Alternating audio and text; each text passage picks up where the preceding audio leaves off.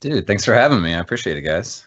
You see, the rumor is that BC's actually backstage, and that's the reason Phil Spencer's smiling so much. We don't want to say what he's been up to, but thank him for Phil's good mood.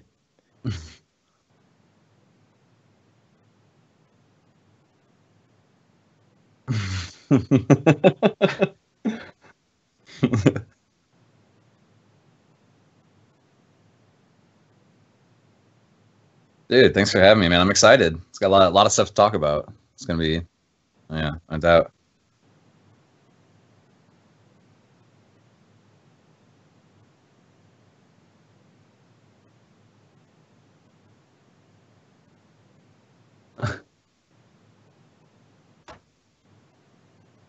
I'd like to make the point right here that Mr. Diaz won the naming conference, so you guys all owe the handy, which I believe was our wager.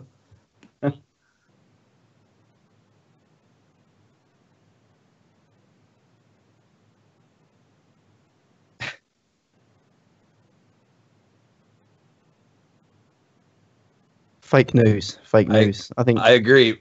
Before we go any further, Briar, chat's saying your microphone's muted. They can't hear you. I just noticed it. Podcast.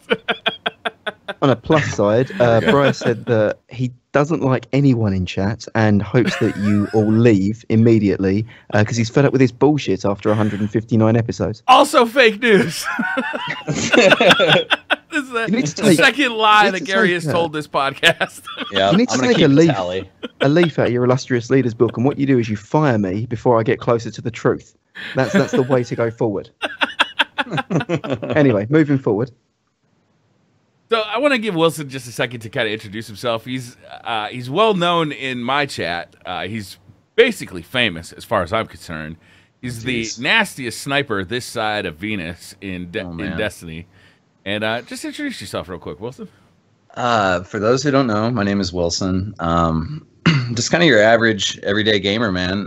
Don't really do a whole lot of content. I tried streaming out for a while, and not gonna lie, I saw how hard and exhausting that it was, and kind of started to approach on my job a little bit, which is glass blowing. But I just love playing games. Play games with as many people as I can. I play way too much Destiny, and yeah, that's it, man. It's just like everyone else. I think Two at things this point we need in to pimp Destiny's... out for Wilson is his new montage, which hit yesterday or today? Yesterday, yeah, that's right. Oh, I forgot about that. I actually did make a video recently. It's supposed to be my final Destiny 1 montage, and I spent a good amount of time on it. I don't really have any like editing background or anything like that, but I was pretty happy with the way it turned out. So yeah, it came out really nice. We are gonna do YouTube channel that's up on. That's just Wilson 309. Okay. Yeah, and we are gonna do like a little group Tower Life send off before D2. We'll probably do like another video with that. And Destiny's been great, man. Like the Tower Life group is extremely tight, very close, a bunch of good people. And I mean, you guys play Destiny, you know how the community is. So yeah, for sure. Yeah, and then no doubt. The glass blowing. What's the best way to find your glass blowing? Because it's actually really cool stuff. You can, if you do Instagram, that's pretty much where I post. I post some of my work on Twitter, but my Instagram is Hadouken_glass. And on Twitter is just @ReWilson. And I post all my stuff on Instagram and every now and then on Twitter. Twitter is mostly for me to communicate with the gaming community. Nice. Yeah. All right. So I don't know what you guys want to do.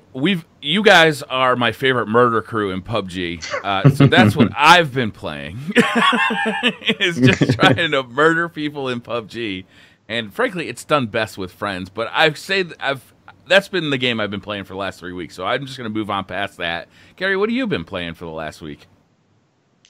Thank you, Brian. I've been playing a little-known gem, which has recently released on the PlayStation 4 and Xbox One, but has been out on the PC since 2015. And it's a game called Victor Vran. I am so addicted to this action RPG that I've actually purchased you a copy, which I know is sitting in your Steam account, unplayed. Terrible friend you are.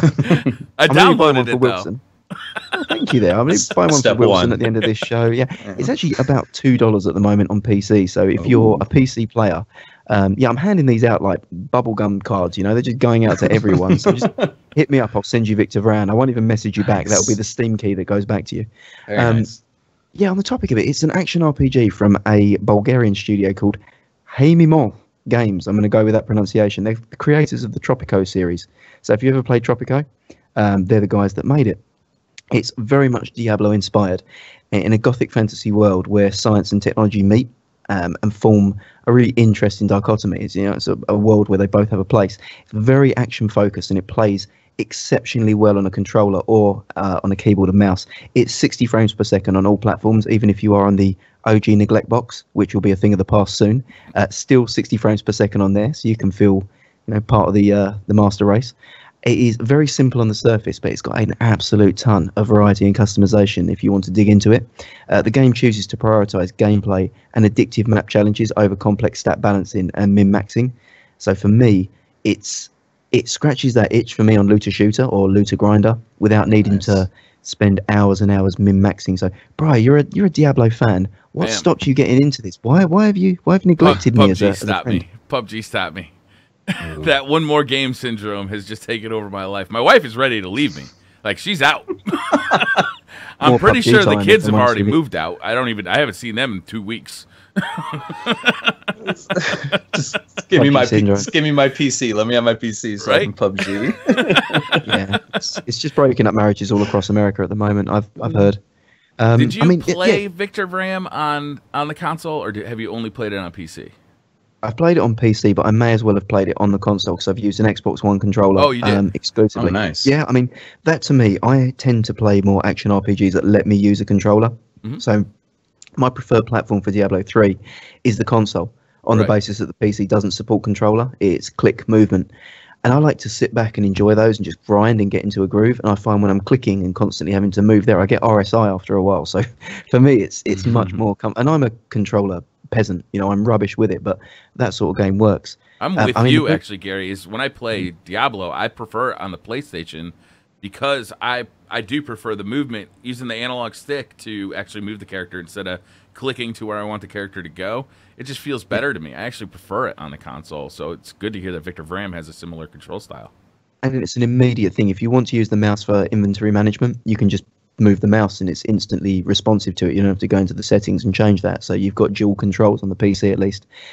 What's great about it is your moveset changes based on the weapon you have equipped, and there's fast switching between two weapons. So slap on a shotgun, you've got all your attacks equipped. You don't have to then select them as you do in Diablo. You flip on like an axe, you've got all your attacks equipped. So you get dynamic gameplay based on the weapon that you're using. What will sell you, Briar, and this is the one thing that I think is going to get you to actually play the damn game, is the protagonist, who's voiced by a guy called Doug Cockle, who may not sound like... Say that again?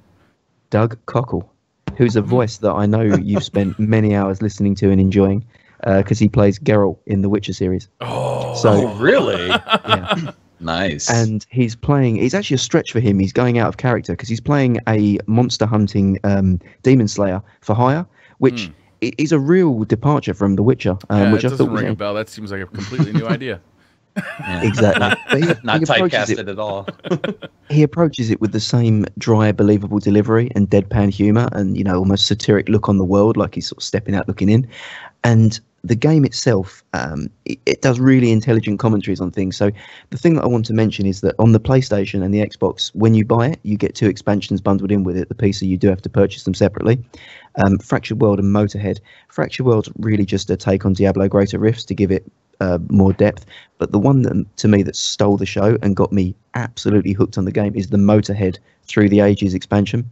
So if you're a fan of Motorhead or just 1970s and 80s aggressive rock, you'll be in there. I mean, the game was built in collaboration with Motorhead and Lemmy Kilminster before he passed away in 2015. And he actually makes several guest appearances in there, and it's so sensitively and perfectly handled by the game developers. There's so many nods to Motorhead, not just the music, but the art styling. Snaggletooth, which is the monster from the cover of Motorhead. I don't know if you've seen it, the big metallic war pig. Yeah.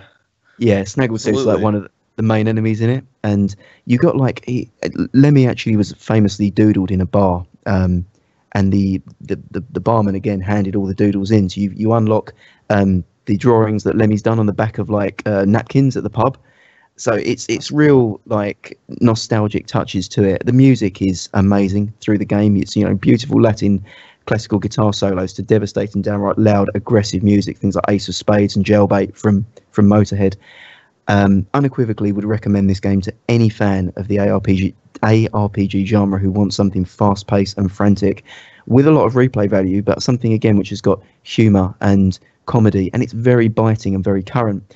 I give you an example of it there, in the Motorhead segment there, it's set in a post-apocalyptic future where like a Führer, German dictator, has won and, taken the world to be just steel and iron and war machines. And it talks about building walls, and it said, there was a dictator once who wanted to build a wall and, make the people who he built pay for it, and his minions loved him for it. And it's just like little little nods like that to current events that you look back and you think, that's a bold thing to put into a game, and to actually be that relevant and that topical. There's skeletons that dance the Gangnam Style by Psy, but they're all done. It's done in moderation. I don't want to dwell on it because we've got so much to go through, but I wanted to get that out there because the Overkill edition has come out for the PlayStation 4 and Xbox One. Victor Vran is the name. Pick it up, $40 on those or $2 on PC, plus I think another $10 for the expansions, but equally good on all platforms. Yeah, I'm hoping that more people get behind this game. What have you been up to this week? I think you almost kind of sold me on that. He does that. He has that effect. Oh my goodness, this guy, man! I'm like, yeah, I'll buy it. How much? Do I pay you? Just send it to my PayPal and make sure you get a CD key. Yeah, right. What have I been playing? I've been playing PlayerUnknown's Battlegrounds with you guys, of course. We're not going to talk about that because you can talk about it. My perspective has been well documented at this point, but I'd love to hear yours. It's pretty much the same thing, man. It's like if you go in with people that you just always have a good time with, it's going to be one of the greatest gaming experiences ever. Like if you want to take it seriously, it's great. If you want to just have fun and mess around, it's really good. Like, and you can kind of find a healthy balance between the two. Like at the beginning, it's whatever happens at the beginning happens, but as you start getting like half the people are dead, there's only like 50 people left, and then there's 25, and it just, your heart rate, as the player count goes down, the heart rate multiplies and goes up, and it just gets super intense, man. Like everyone's seen us play it, like we have a good time with it, and it's a lot of fun. But I've been diving into Iron Banner this week. Really? Yeah, it's Supremacy. Not my favorite game mode, but we go in with a team of 6, and we've developed a strategy, set of Strength of the Wolf. We've been doing like Pack of the Wolf, where we all just run together and circle either clockwise or counterclockwise of a map, and it's it goes really, really well. Like 90% of the time, we're just all cruising in, like we're picking up their crests, like our crests, like, and you just constantly have people behind you, chaining supers, picking up orbs. Everyone's there to get the orbs and stuff, and it makes for fun gameplay for a couple hours, but then it gets a little old, so we dive into Control and been getting that weekly bounty done, and just been having a lot of fun hanging out with friends in that game. Jumped into some trials this weekend, had a really good time, got a flawless run in, and played some Overwatch this morning, and I am a dirty Hanzo main, and dirty as in not like really good. I mean, dirty as in just like he's a dirty player. Hanzo. You let this guy on the podcast and he's a Hanzo main. Yeah, totally. Basically playing PUBG with a controller. That's just on the same level up there. I actually have an alternate, they call them Smurf accounts for Overwatch, and it's Hanzo 309. And that's if I want to sandbag a little bit and like go in with like the lower ranks, you know what I mean? But we get together at least once a week, me and Hove and Sam and a lot of the other guys, some of the other guys from Tower Life, and we just play some Overwatch, have a good time, kind of the same thing. We'll take it seriously or we'll just have fun with it. And yeah. So Wilson, I guess interesting your perspective on PUBG. Briar and myself, I think I'm going to speak out of turn here and categorize ourselves as thumbless players of PUBG. I mean, we're both pretty low skilled players, and I'm sure we'll both agree that you, on the other hand, every time we play with you seem to be, with a pretty large backpack putting us in and taking us to victory. That level 3 backpack comes standard on Wilson. Exactly. How do you approach PUBG? Because when I've seen you play, you've kind of got the Dr. Disrespect model of speed, aggression, and power, which you kind of just take forward when you go through. What makes you sort of play it in that way, and why do you think you're so successful with it? Like, to be honest, like DayZ and Rust and all those like open world-esque survival games have always been my go-to on the PC. Those have been my favorite games. Miscreated, I can't believe I forgot about that one. Just fantastic loot, survive, kill or be killed. Make friends or don't make friends. Like, it's whereas PUBG is a little bit differently. It's just, you know, that's your enemy, and you know 100% that if they see you first, you've got to engage them. I try to approach it cautiously, but most of the time it's just like, man, it's just no fucks given, you know. Like, sometimes the best defense is a good offense. Like, you just got to run in there, man. And the S12K shotgun, that helps a lot for being aggressive. You don't really have to aim a whole lot with that gun, which is fantastic. And because I'm not like a PC gamer, mouse and keyboard is still very foreign to me. And for whatever reason, it just works in PUBG. And I think team chemistry is huge. Like, I don't do everything on my own. Like, there's been plenty of times that Briar's gotten a lot more kills than me. But yeah, come on. Look at this guy. Look at this guy. I mean, sometimes it happens. Sometimes teams just load in AFK and he makes good on that, you know? He just mows them down, fists of fury. But it's such a team effort, and you said it best yourself, Briar. I think you guys talked about it a little bit on DCP. You're like, the team building aspect of it, of who's got meds, or who needs stims, scopes, ammo, weapons. I mean, anything. Here's a level 3 vest, you know, and it's such a good team building exercise. And to say, in my opinion, and this isn't me just being modest, but like, you're only as good as the person behind you in the way that you communicate. And somebody might get the kill, but the teamwork to get that kill is what got it in the first place. And that's my favorite part about it. And the success comes from chemistry with your team. It reminds me of Trials of Osiris a lot in that way, where it really does. You know, your communication is absolutely key. Team shotting is really key as well, because you know, if you might lose a 1v1, but a 2v1, if you're both shooting at the same guy and you're calling out exactly where he is, you know, like if you guys are communicating well, you can say, you know, 2-story at, you know, 220 on your compass. Like, to be able to like get those call outs and to recognize that those call outs are coming in, it's not something that you have as a skill coming into the game, but you develop it over the time. And when you start playing with the same people and you start hearing the language they use and like the kinds of call-outs they use, it becomes much more comfortable, and you start being able to really concentrate fire on the same people or on the same person at first, and then, you know, kind of work your way through a team. And it's a lot of fun in that way. It really is. Really is. Nailed it. Nice. Gary, I'm going to leave this one up to you. Should we just jump right into what's going on at E3 right now?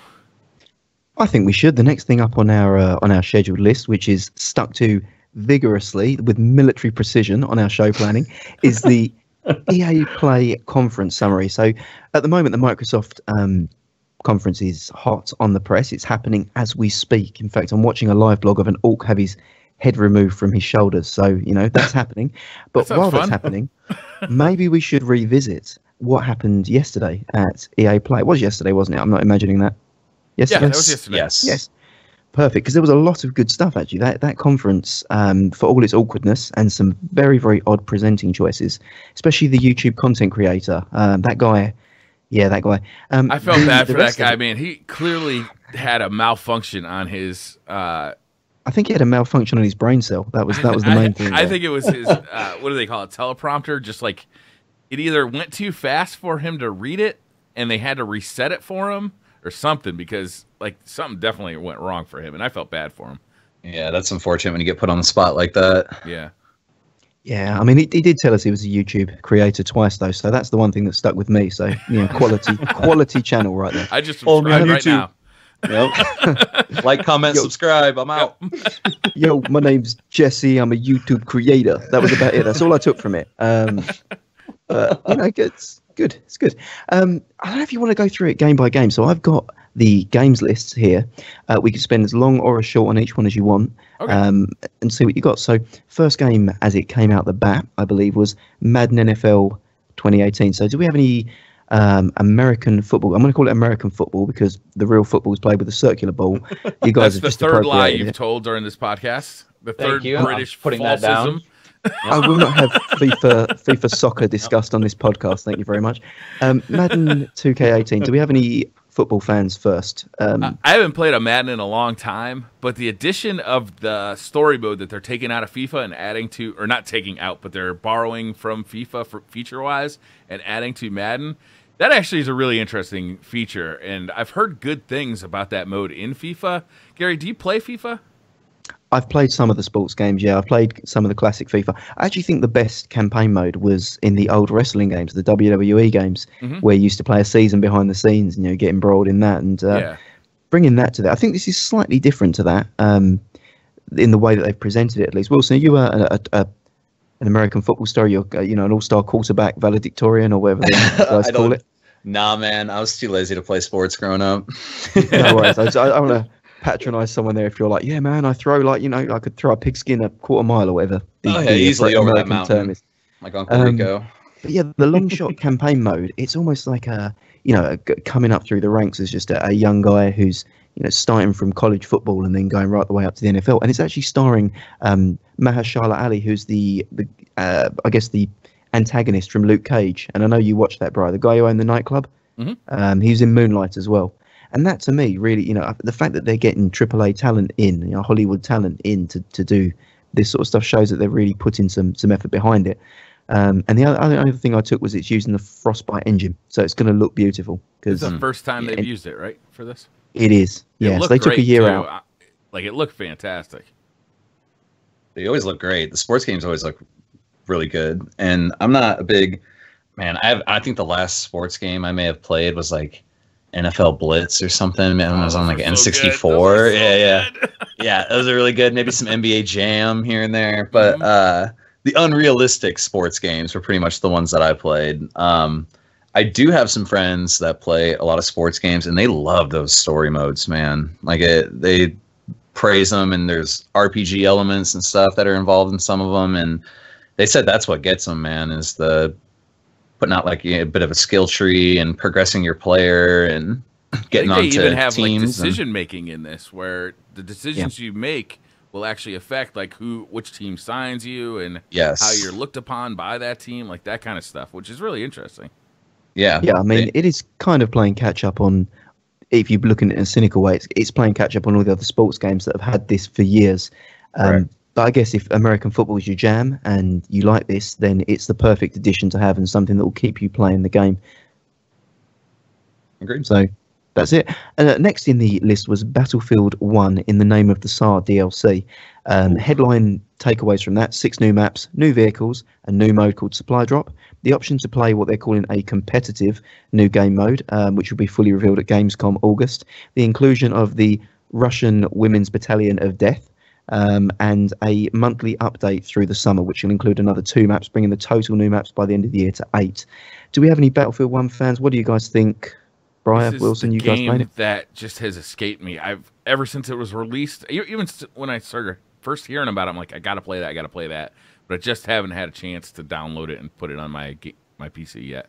I want to. Like, it looks great. I just haven't had a chance. I played the beta for it when it came out, and it was really, really good time. And then fell back into Destiny. You know what I mean? It happens. I just can't help myself, man. So I'm with you, Briar. It's something that I've been wanting to play, and it's just in that backlog. Yeah, so I guess if you're a fan of it, still using the Frostbite engine, still going on, and the fact that it's bringing it into a more competitive CQC kind of map mode. I believe they didn't mention how many players, but being competitive, I'd imagine it's probably going to be, in the region of 4v4, 5v5 game modes, where they talked about tactical squad combat being a bigger thing. So, the combat felt tight in it. The shooting mechanics felt good. I'd like to see what they do with it, because the one thing that puts me off Battlefield, or put me off playing it for more than, I think I put about 10, 15 hours in, was the chaos of it. I don't like 6v6 in Destiny. I don't like large team slayer games. I like something where your skill and your shot as an individual player is rewarded. Even if I had none of it, I'd still like to be in an environment where the little skill I have is rewarded. So, yeah, that to me is in there. I'm going to very quickly go through FIFA 2018 because I'm not a massive soccer fan, and I guess that you Colonials wouldn't be too into it either because you don't even know what the game is. So, is that a fourth why? Am I putting that down? I don't know, man. He might be right on this one. yeah, we'll give him that one. For people who are a fan, Journey of Alex Hunter returns, who's a new upcoming star of the British League. It's going to be a continuation of FIFA 17, which is smart because if you haven't played FIFA 17, you'll have to buy it to get the start of Alex Hunter's story. So it's a way to sell old copies.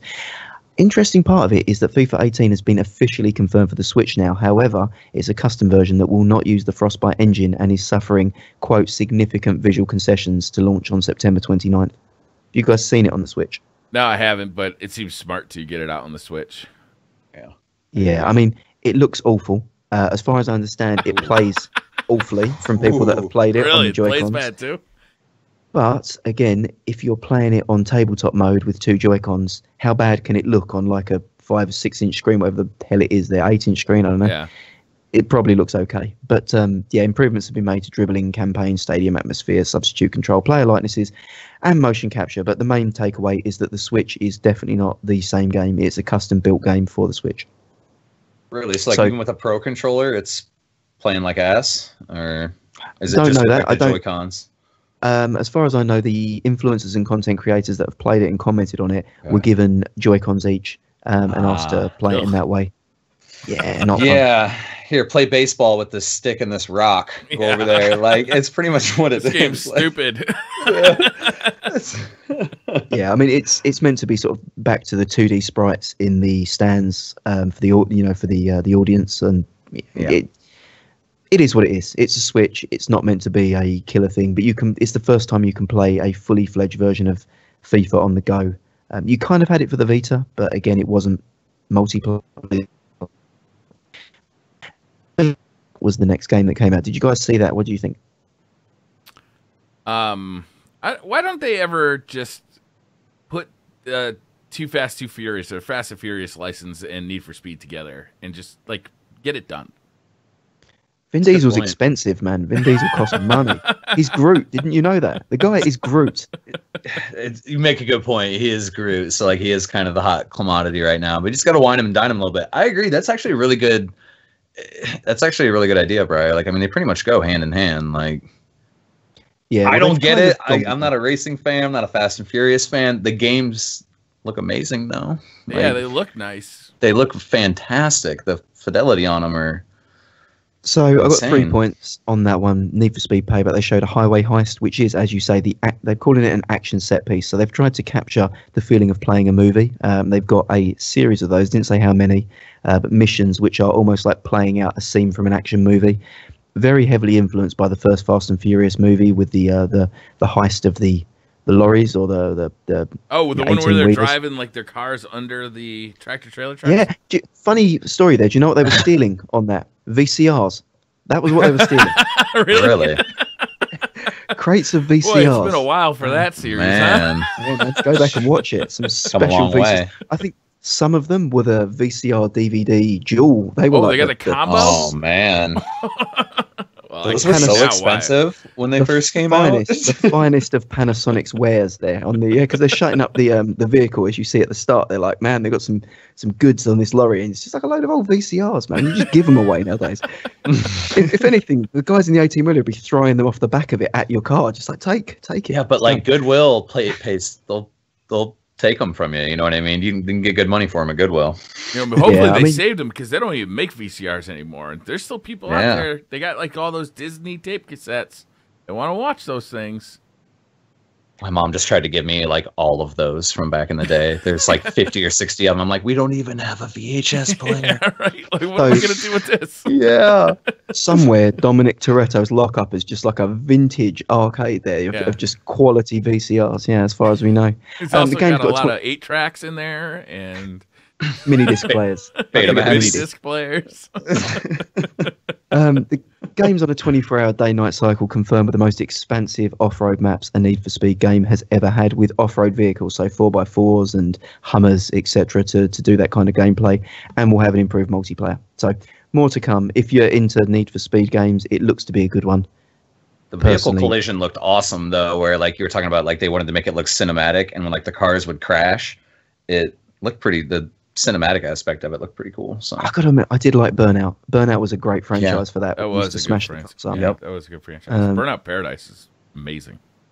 So I'm gonna hold Anthem till the end and pass through the next two. NBA Live 2K18. I'm sorry. We might get some good news from Microsoft. That's why I'm holding it out. All right. There is NBA Live 2K18. Anyone here a basketball fan? Nope. And I don't even think that there's anybody that still plays these live games. Any basketball fans anyway? No, I mean it's this live franchise used to be huge, but it's been terrible of late. And I don't even think they released one for this year. I think they canceled it this year because it was so bad. So hopefully they can bring this franchise around because it used to be a huge franchise. But I have to go back to the drawing board on it. Yeah, I think so. Yeah. Well, they're going to have a new mode, NBA 1, which lets you play streets. So it goes back to that 5v5 NBA streets feel in iconic courts, things like Venice Beach, etc. After a year off, they said that they've made significant improvements to it. I guess if you're a basketball fan, you be the judge of that.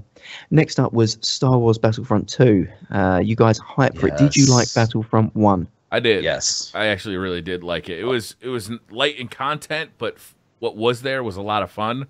And like it was the game that kept making me think, I can't wait for the sequel to this game. Like I can't wait till they flesh out this idea. And it does look like Star Wars Battlefront 2 is going to be fleshed out with a campaign that actually matters. Like the campaign looks dope as hell. And then all the stuff they're adding to multiplayer, that looks really fun. So I'm actually really psyched for this game. Yeah, the first one was amazing. We played a lot of it when we took a break from Destiny. We played a lot of it, and everyone wants to talk about like how great the game looks, and it does look phenomenal. But it's the sound in those games. Very good, yeah. Were really good, and just those laser blasters. You could, wear an Astro headset. You could feel it when you were firing. You know what I mean? And it is just fantastic. And I was never really big on like those big giant like just over 50 people in one lobby, but man, did it play good, and it was a lot of fun, and the objectives were good and very nostalgic. Flying over Hoth, and Darth Maul looks amazing. That's all I'm gonna say. So he looks OP as shit. That's what I'm most excited for about that. So we can expect to see a new gamer tag at Darth 309, I think, in the future. Yeah, Darth 309. So somewhat what they announced, there is a full canonical campaign set between episode 6 and 7, which is set to bridge the gap between the sort of the old films, the old trilogy, and then the new trilogy. So and you'll be playing as part of the Empire, right? Your characters are like in the Empire. You're the bad guys. So you're not actually playing the Empire, which is really interesting. You're playing the First Order, which talks about the rise of the First Order and how they came to take prominence from the Empire, and why suddenly we come into Force Awakens and the First Order are everywhere. That's cool. It isn't all Imperial gameplay though, which is also interesting. So Luke Skywalker is confirmed to be at least one mission in it. So you'll get to see where Luke's been when he's sort of chilling on an island with his robot hand. What else has he been up to? So that's going to be addressed in it. The other big thing of note is that it will not feature a season pass. All DLCs will be free to anyone that purchases the base game, and the first content drop will contain maps, heroes, and weapons themed with The Last Jedi to launch with the film in December. That's very cool. That is huge. It's supported. The release date has been reconfirmed to be November 17th. So get it while it's hot. Xbox One, PS4, and Windows PC, and it will look pretty good on the Scorpio from what we've seen, but more to come from the Scorpio, which now has a name, but we'll get to that later. Last point to raise, which hasn't come up in the Xbox conference yet, so we're going to tease it now and get our thoughts in before it gets spoiled. Anthem, did you guys see that? Yes. I can't wait for this game. Man, did you guys, I mean, they didn't show much of this, right? They showed a really brief trailer. The trailer definitely reminds me of Destiny in a huge way, like very reminiscent of Destiny. And the rumors about this thing was called Project Dylan for a while. The rumors about this thing is it is going to be a looter shooter. I am really hyped for this. I can't wait to see what this turns out to be. It's supposed to be at the Xbox conference. We're thinking that it's going to be one of the last couple of games shown. Maybe we'll get a long trailer at the end or something with some gameplay in it. But man, that short trailer got me very hyped for that game. Agreed. Like when the suit opens up, that looked really cool. Yeah, it got me pretty pumped too. And it does kind of have that. The first time I saw Destiny, I was like, what is this? Like, the sci-fi aspect of it, definitely. And BioWare. Yeah, BioWare.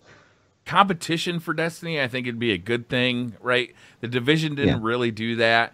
And, I'm not going to... I haven't seen any gameplay for this, so, who knows how popular it's going to be. Who knows how good it's going to be. But another, looter shooter in a live world with persistent play spaces that you can play with your friends. That to me is really exciting and really fun. Sharing those experiences has been so fun in Destiny that I can't wait to see other companies kind of take that concept and run with it in different directions, so that I'm really excited for this kind of thing. So of this game, and obviously I think from what I hear, it's being announced as we speak, so we are finger on the pulse. Oh, really? Yeah, the general feel is that Anthem is saying "Hold my beer" to Destiny, which is a great thing, From my perspective, what do we think if? And I don't think it's been announced in the trailer, so we're called to speculate. What do we think if this is Xbox One PC exclusive or Microsoft Play Anywhere exclusive? It's 60 frames per second, it's 4K, and it's a good looter shooter. From my perspective, I hope that this brings Destiny 2 to its knees. And I'm going to go out there and go, full hog on it. I really hope this, shows Bungie and shows Destiny 2 what you can do with a looter shooter if you really go all in and you take the social aspect and you go live with it. Not because I'm in any way a hater on Destiny 2. I love the game and I'll play it and I'll enjoy it and I'll be it with it. What from my perspective is I want to see what competition does to Destiny 3. We've had a lot of calls that Destiny 2 is 1.5. I'm not going to go there in that debate, but the fact that we're having the conversation tells me that it probably hasn't changed enough for the people that are not close to the game. That, the fact that it's even said as a comment is indicative that maybe there's some truth, even 1% of credibility in that comment. I want there to be no shred of a doubt that Bungie have seen this and gone, let's pull out the big guns. Let's show them why we're the king of shooters on consoles. Let's take Destiny 3 and really innovate. And I don't think that's going to happen unless you get something that directly challenges them and embarrasses them, if I'm honest with you. And you have to, it's strong wording to do, but you need something that makes Bungie feel like their position of the top dog is challenged. And I don't think Division did it, as you said, Brian. Yeah, competition's good, man. We win when there's competition. The consumers win. It's good for people who play the game and people who also develop the game. They bounce ideas off each other by doing this stuff all the time, and it just makes for more creative gameplay and stuff. And I hear you. I'm definitely obviously going to be there for D2. I'm going to be no life in it, but I'm always open to alternatives and something else. If it has a story and, obviously I love sci-fi, but if it has a story that pulls me in and it's fun to play with friends, I'm all for it. I'll definitely play other games, but it's the sci-fi looter shooter playing with friends thing that keeps me coming back. Yeah. So, yeah, Destiny has changed me as a gamer, in a very core way. And now that I've been changed, I want more games that are like Destiny because, when Destiny goes through a slow period of little content coming through, it'd be great to have another game to go to, that maybe just got a new DLC or something. So, hey, Division unfortunately didn't do that for me. I was hoping it would, but if this is that game, if Anthem can be another game, maybe in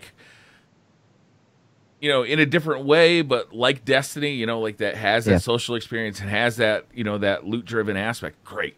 I can't wait. Well, what we know about it, and some gameplay has been released. We haven't seen it, so people in chat can maybe confirm or dismiss that we're talking garbage. What we do know about it from news that's been announced and people that have spoken to it is that a lot of the YouTube content creators who are at E3, who cover Destiny and Division, specifically Skill Up was approached by the guys at EA and said, you know, trust me, we're showing this here. It's being teased at Microsoft tomorrow. You've got to get on this when this is officially announced, because this is the game that you're going to want to be covering. It's been put together by BioWare Edmonton, who are the guys behind the original Mass Effect trilogy. None of the other sort of games that have been less successful. I had tumultuous development. It's also a live service game that's been confirmed, and it's not a traditional RPG, but rather an action sci-fi epic. So it will have RPG elements, but is positioned. Yeah. So Destiny itself would not be an RPG. It is an action sci-fi game with RPG elements. A traditional RPG would be far closer to, I guess, the Mass Effect series, maybe even more so. Mass Effect's more of an action RPG in itself. There's also news that this has been delayed. The investor call listed it as early 2018. It has been with no confirmed release date. So this is a year post. Time, you know, get it out there when it's ready. You know, we don't need a situation where the game comes out and it gets reviewed like Destiny did, where it feels, you know, kind of scattershot and the story doesn't quite make sense. Let's get this thing out in a big way, make sure it's really finished, and you know, gamers will wait. If you're making something awesome, gamers will wait, and you know, just imagine a Mass Effect version of Destiny. That's just really fucking exciting. That's kind of what I thought Destiny was going to be from the beginning, and I didn't really like do all my research on it. And it wasn't until, like, you know, obviously I played the beta that I realized it wasn't really going to be like that. Yeah. But I'm pretty excited for it, to be honest. And I hate to keep comparing things to Destiny, but man, that's just the game that did it for me. That, like you said, it changed your perspective on gaming. And if this can even do that slightly, like, yeah, I'm all for it. And take your time, like you said. Like, we'll wait. We've been playing Destiny for how long? Waiting for Destiny 2? Like, we'll wait. You know, we'll wait for a good game to come out. Gary, did they say if it's going to be an Xbox exclusive, or what's exclusive to the Xbox on it? Because like, it's kind of tied to the Xbox and the Xbox One X release, isn't it?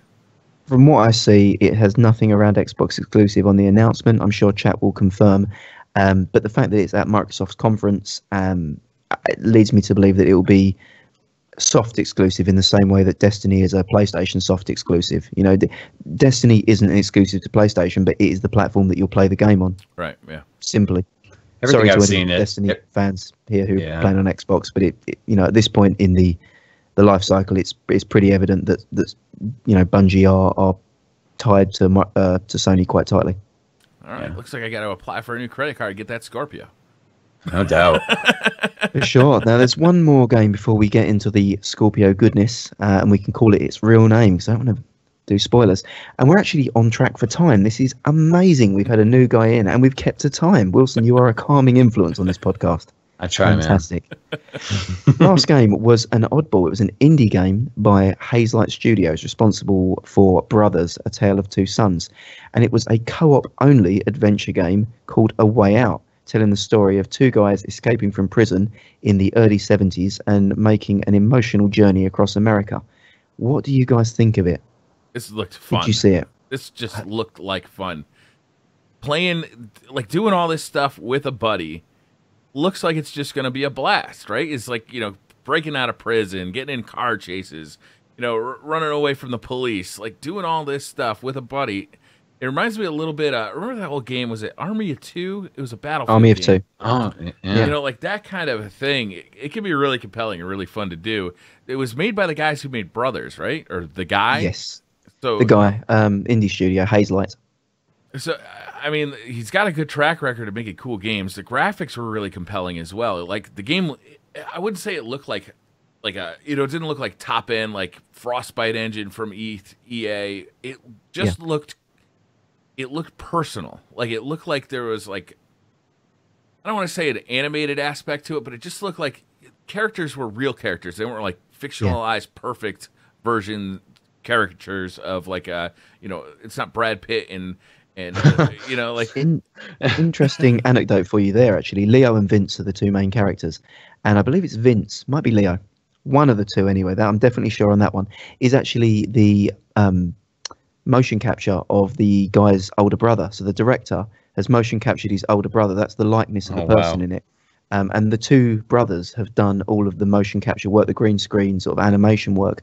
So everything you'll see in that has been put in through blood, sweat, and tears from the game's director and his older brother. So you can see that bond and that you know. He said it's personal. It's a game that he said has been built on passion, and this is again another direct quote from the developer, who said the choice to make it co-op only was an easy one because he doesn't give a fuck about sales. And that was a direct quote that he's made. He said, this is a passion project. I don't give a fuck if you don't buy it. I don't care anything. I told EA the same thing.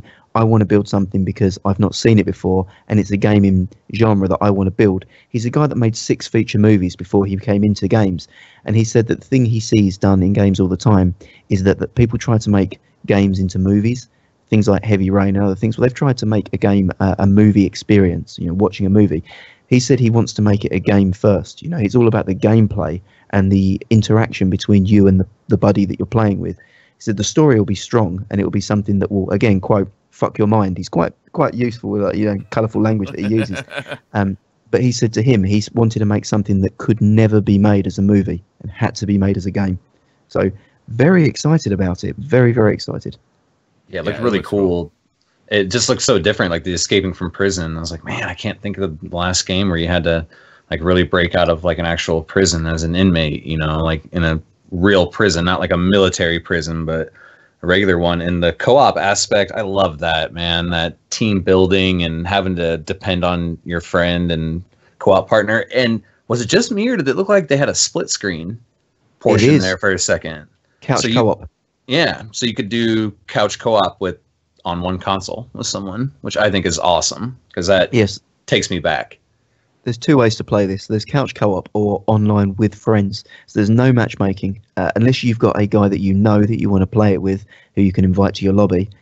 No way to play it. So you got to make some friends, or at least, you know, bring someone in from the street to sit down and play it with you, because it's the only way you're going to play this game. But yeah, a way out coming early 2018. Interested. So moving on, unless you guys want to talk about anything else EA or burning, should we talk about Xbox and the size of Phil Spencer's massive swinging dick, which he just got out on stage for 90 minutes? I mean, the crowd was ducking. It was swinging. They're like, whoa. Right? I know. Big dicks at Microsoft. I got to say, I was a little skeptical of going into this press conference. Could Microsoft pull this off? Was it just going to be a hardware announcement, and then you'd get excited about the hardware, and then afterward you're thinking, okay, so what am I going to play on this game, on this thing? I think that fear has been laid to rest for the most part. I mean, they showed a lot of games, and a lot of them are Xbox exclusives. Games we didn't even know about. So headline was 42 games, 22 exclusives. That's huge. That is big. That's real big news. Massive. So headline hardware. What do we think of the name Xbox One X? I think it was the wrong choice. Really? Especially. Really? I don't know. Just the X is weird. There's 2 X's. It's like it's almost like what's going on here? Xbox One X. It's just repetitive. They should have gone with Scorpio. They should have just left it at Scorpio. Yep. I don't know why they would have chose something, and to predict something this stupid just shows, I mean, idiocy at the top level. Yeah.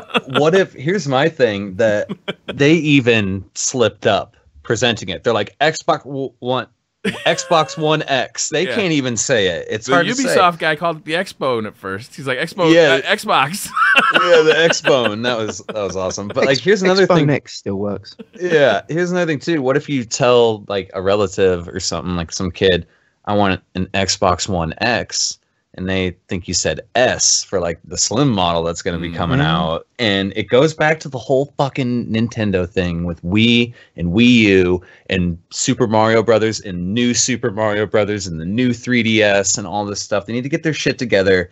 And I agree that it should have been Scorpio because it makes a clear distinction that this is a new, more powerful console that can run your older shit. Yeah. Agreed.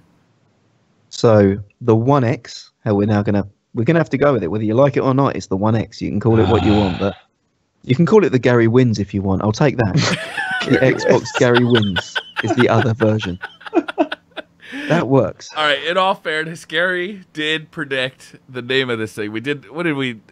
We did that months ago, I think. At this point, It was a while ago. About 6 weeks, maybe. Yeah. Was it 6 weeks? I think you called it like the Xbox Unicorn or some crazy shit. I think was your prediction. Xbox Also, Mythoclast. better branding. True. It's Play recognizable. games like a rainbow. Yeah. Xbox Master Race, better branding. Let's run through the features on that, and then let's maybe get a bit of reactions to what we think of those features. So they were spot on with their messaging. This is a 4K beast. It's got a UHD Blu-ray player built into it, which is something the Pro doesn't have. Something else the Pro doesn't have is super sampling as standard on all games. So if you've got a 1080p TV, as standard, this will render at 4K and super sample down to 1080p. So what super sampling means for people that maybe aren't technically minded is if you get a picture on your PC and the picture's full screen and you go into Paint or whatever other program that you might be using and you shrink that icon down to half size, suddenly you notice everything get crisper and sharper because you've taken that information and compressed it and made it, tighter. In the same way that if you grab that image and stretch it, it gets blurrier. Effectively, super sampling is taking a 4K image, which is 8 times the pixels of a 1080p, and shrinking that by 8 times. So you've got an 8 times as sharp image on your 1080p screen. So if you're sitting there without a 4K TV, you will get a better picture. What do you guys think? Smart or It not? does a nice job. Super Sampling does a nice job of getting rid of like aliasing, jaggies, and stuff like that. When you see something you see this as a feature a lot in PC games that you can turn this on or off and even increase the amount that it's doing it. And it makes a pretty big difference. It comes at a cost to your, to performance. But if the thing is ready to go at rendering everything at 4K, then, you're not going to worry about that. I mean, what do you think, Wilson? Are you, I guess, a graphical junkie, or do you just want to win? What floats your boat?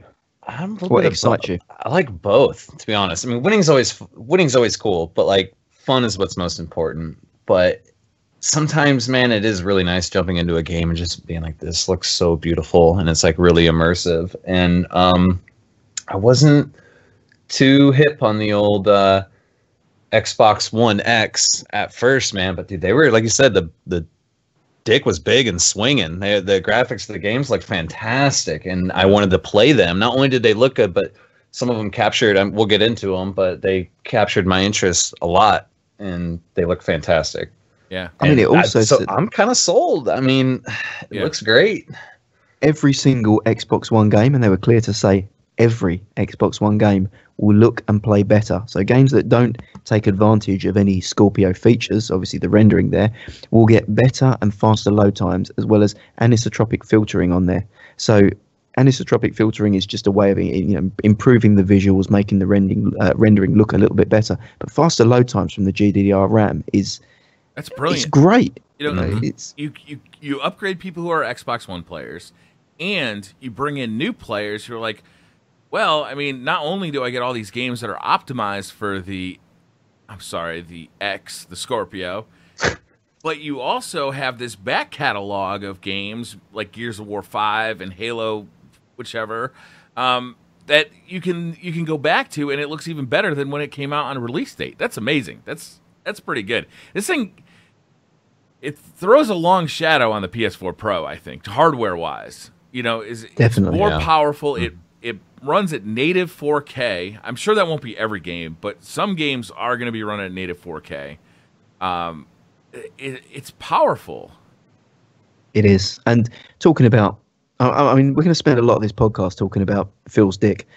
Going back to his massive member, he didn't have to compensate at all with the size of the box either. Did you see how tiny his little box is? Smallest Xbox ever, he said. Smallest Slim, Xbox. How are Smaller than the Slim. That's another More confusing thing. Especially if someone walks up and sees smallest Xbox on the box, and they're like, "Oh, they wanted a slim." They should have called it the XS, right? Because it's extra slim. I agree. No one wants to buy the XS though. Even if you are XS, you'll at least buy S out of shame. Wants to buy the XS. I agree. So I don't know when this launches. We're hearing reports of 7th and 9th. I say we're hearing reports Briar said 7th, and I think Wilson said 9th. So they're our two correspondents on the job. We're all kind of listening out of one ear. So I'm sure chat will confirm. But I think November. We know that it's November. Yeah. What do you guys think about a November launch? Is it the right time to do it? Because and we might as well say November launch, $4.99. That was the price. $4.99 is high. That's a high. You think so? Yeah, I do. I mean, that's $500. What did that one launch at? $3.99 or $4.99? I think it launched at $4.99 as well when it came with the Kinect and yeah. Shit. Yeah, came with the Kinect that nobody uses. Yeah, unless you're a streamer. I think that's the only people using them. Is people streaming straight from their console. Yeah, you can say Xbox on and all that. It's good stuff. It was November 7th. Wilson was right about the date. It is November 7th. Ho! I mean, the guys in chat are right though, Brian. You say it's an expensive price, but you build a 4K 60 PC for $500. Build it. 4K 60 frames per second, but all the games are going to be optimized for the exact hardware it's on. Yeah, you can't do that. You can't build a 4K 60 frames per second PC for $500. No. But it's still $500. $500 is a lot of money for a console. Yeah. I'm sorry, it is. It doesn't. It is. It doesn't matter how capable it is. In 4 years, we'll be looking at 8K TVs, and $500 will be a lot of money for a console then. Like it doesn't matter how powerful it is. It's just a lot of money. If they could have gotten this thing for $100 less, I think everybody's on the high of just having seen all those awesome games and seeing the new hardware announcement. I think everybody's on that high. That is an expensive console, though. $500. But it doesn't stop the Xbox One S existing. No. So the fact is that this has brought a ton of exclusives, which all play on the One S. Yeah. So we're not saying these for are as low as $250. $150 at the moment, I believe, or is it? No, sorry, £150, $200. At the moment, it's been reduced to $200 to compete with Sony's price cut. So $200, you'll get yourself an Xbox One S right now. And you've just had 22 exclusives announced for Xbox One. That, to me, is great. And if I am a price conscientious consumer, I can still get an HDR 4K Blu-ray player for $200 with the Xbox One S. If I'm someone that wants PC quality graphics, doesn't have a PC or has a PC but is still a console player, and I have $500 that I want to drop, it's the best looking value proposition for that amount of hardware. Yeah, not to mention people are scared to make that. Well, I shouldn't use the words. They're timid when it comes to moving from console to PC, especially if you've never PC gamed before. Yeah. And this could be a really good option for people to do that. I was expecting 600. Not gonna lie, I was expecting 600 with like that being like a base model, and then I was expecting them to even have like a more expensive one. I'm pretty surprised with the. With them just having one, but I do think it's a good option, like I said, for people who want that PC quality graphics, but just don't want to make the switch to a computer, man. Some people are just terrified. So it came in $100 cheaper than you were expecting. Like, is it? Yeah. Do you see it as like a value proposition? I see it both ways, man. I see it as like, dude, it's kind of a good deal, and at the same time, it's like that's $500 when you say it's a console. Yeah. And it's going to be really hard for me. Like, I really want to get one, but I also want to build a better PC this summer and dabble into a little Destiny 2 on PC when it comes out. So that makes it kind of tough for me as well. But that's the other thing for upgraders, right? People who already have an Xbox One or an Xbox One S. Mm-hmm. Buying a PC expands the total amount of games that you are exposed to. Buying an Xbox One X just makes the games that you have better. So, a couple of points on that one there, I guess. To people that have an Xbox One S going to a One X, I think there's a significant enough jump there to make the difference. The reason that I say that is a lot of people bought a Pro, and a Pro really wasn't the generational, I say generational is probably too strong a word, wasn't the graphical leap or the horsepower leap that we're seeing. Especially from the One S, which is a weaker system than the base PS4, to the Scorpio or the One X, which is a more powerful console than the Pro.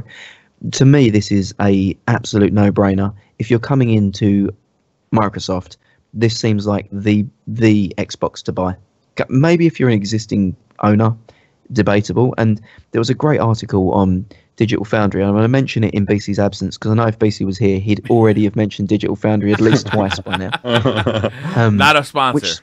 But if you're listening and you want to sponsor, we don't talk about cocks this often usually, but Phil did have his out on stage, so please apologize. That's not true. We talk about dicks all the time. It's hard to avoid the topic. We are a little bit obsessed with penis. But they mentioned that actually this isn't a bad thing for the Pro. It may be a bad thing for Sony from a PR perspective, but from a game development perspective now, you've got two platforms out there, both on the Microsoft and the Sony side, which play 4K games. So if you're creating 4K assets now, you're creating them for two platforms now, not just one. Smart. Yeah. So to me, this coming out and this pushing 4K for everyone, even if you've not got a 1080p, 4K TV, the fact this super samples down to 1080 means that every game that pushes 4K rendering ends up looking better on 1080p. So to me, every developer now should be considering 4K because they've got the Pro user base and they've got the One X user base. This is smart all over. Let's talk about the games because the games are so fucking. I'm sorry. Wilson, go ahead. No, I was just gonna say you bring up a good point. You got to have a 4K television. That was gonna be my point too. If you really want to get the best possible graphical fidelity, you got to upgrade that TV, and it's not cheap. The 4K TVs are coming down in price rapidly, and I think it will get to a point relatively soon where you're just not going to see 1080p's on the market anymore. Yeah, I think you're right. Like it's the evolution. Gonna be the standard. Yeah. Yeah, you're right. And then you'll see in a couple of years, all of a sudden, 8K TVs at the top end. Yeah. Let's talk about the games because I really feel like the games are actually what sold me on this console so far. I'm planning on buying this thing. I'm gonna go rob a 7-Eleven. I might have to do it a couple of times to be able to afford it. Do it during peak hours. Peak hours, yeah. I need that peak hour robbery. Pulp Fiction taught me the best thing to rob is restaurants, not 7-Elevens. But that being said, games-wise, I didn't catch them all, I don't think. So apologies if I missed someone's favourite game in the chat. We were trying to get pre-show ready whilst the announcements were coming out, but we tried to capture as many as we could. First one, which came off the bat and looked amazing, Forza Motorsport 7 this looks slick, by Turn 10 this Studios. Looks really good. And I'm not a huge racing game guy. I haven't been since like GT Gran Turismo 2, probably the last one I got big into. But this game looks spectacular. Like it visually is stunning. I felt like I was in the car when the two cars collided ahead. My heart literally was like, like that feeling that you would get if you actually saw that and you were driving almost 200 miles an hour. You know, like it was stunning. They showed so this is like a race in the desert, and you could see like the dust blowing across, like the sand blowing across the track. They showed a track in the rain, and the puddles collect the more it rains, so the track actually dynamically changes based on the weather. Yeah, very cool stuff. It looked phenomenal too. I might buy this just because it looks so good. Particle effects were amazing. So this, they made a big point, or Phil made a big point, when a game was running native 4K. So this is native 4K, locked 60 frames per second, coming to Xbox One and PC through Play Anywhere. It looked, like you say, so beautiful. And the fact is, this is a big prod in the eye to Sony, because there's been a lot of talk that Gran Turismo Sport, which is their new flagship franchise and exclusive for Sony, is looking like a PlayStation 3 game. I don't believe that, but the fact that, again, there's been public opinion that it looks like a PS3 game and looks pretty basic, again, that rumours don't come out of nowhere. You know, someone has to have some basis and ground in them for them to branch out. I don't think anyone could look at that Forza game and say that looked like an Xbox 360 game. I mean, that looked PC. I've got a 1080 Ti in my PC. That's the graphics that I'd expect to see out of that. It looked it looked PC. It looked PC quality, and it's gonna make, like you said, it's gonna make that other game look like a PS3 game after they see this one. Like, it just looked phenomenal. I'm not a racing guy, but like Briar said, Sam could attest to this. I was in here going, "Whoa!" like all by myself, like just at the graphics to it. It's really cool. I almost kind of want it. I was watching this on my iPhone while I was downstairs, and my wife walked by, and she's like, "Damn, that looks great." My wife is not a gamer. Like, she doesn't say that about games. You know, she just dismisses most games. Like, she doesn't really care. But that thing on my phone caught her eye in a big way. It looks good. It looks real good. She was talking about your booty, Briar.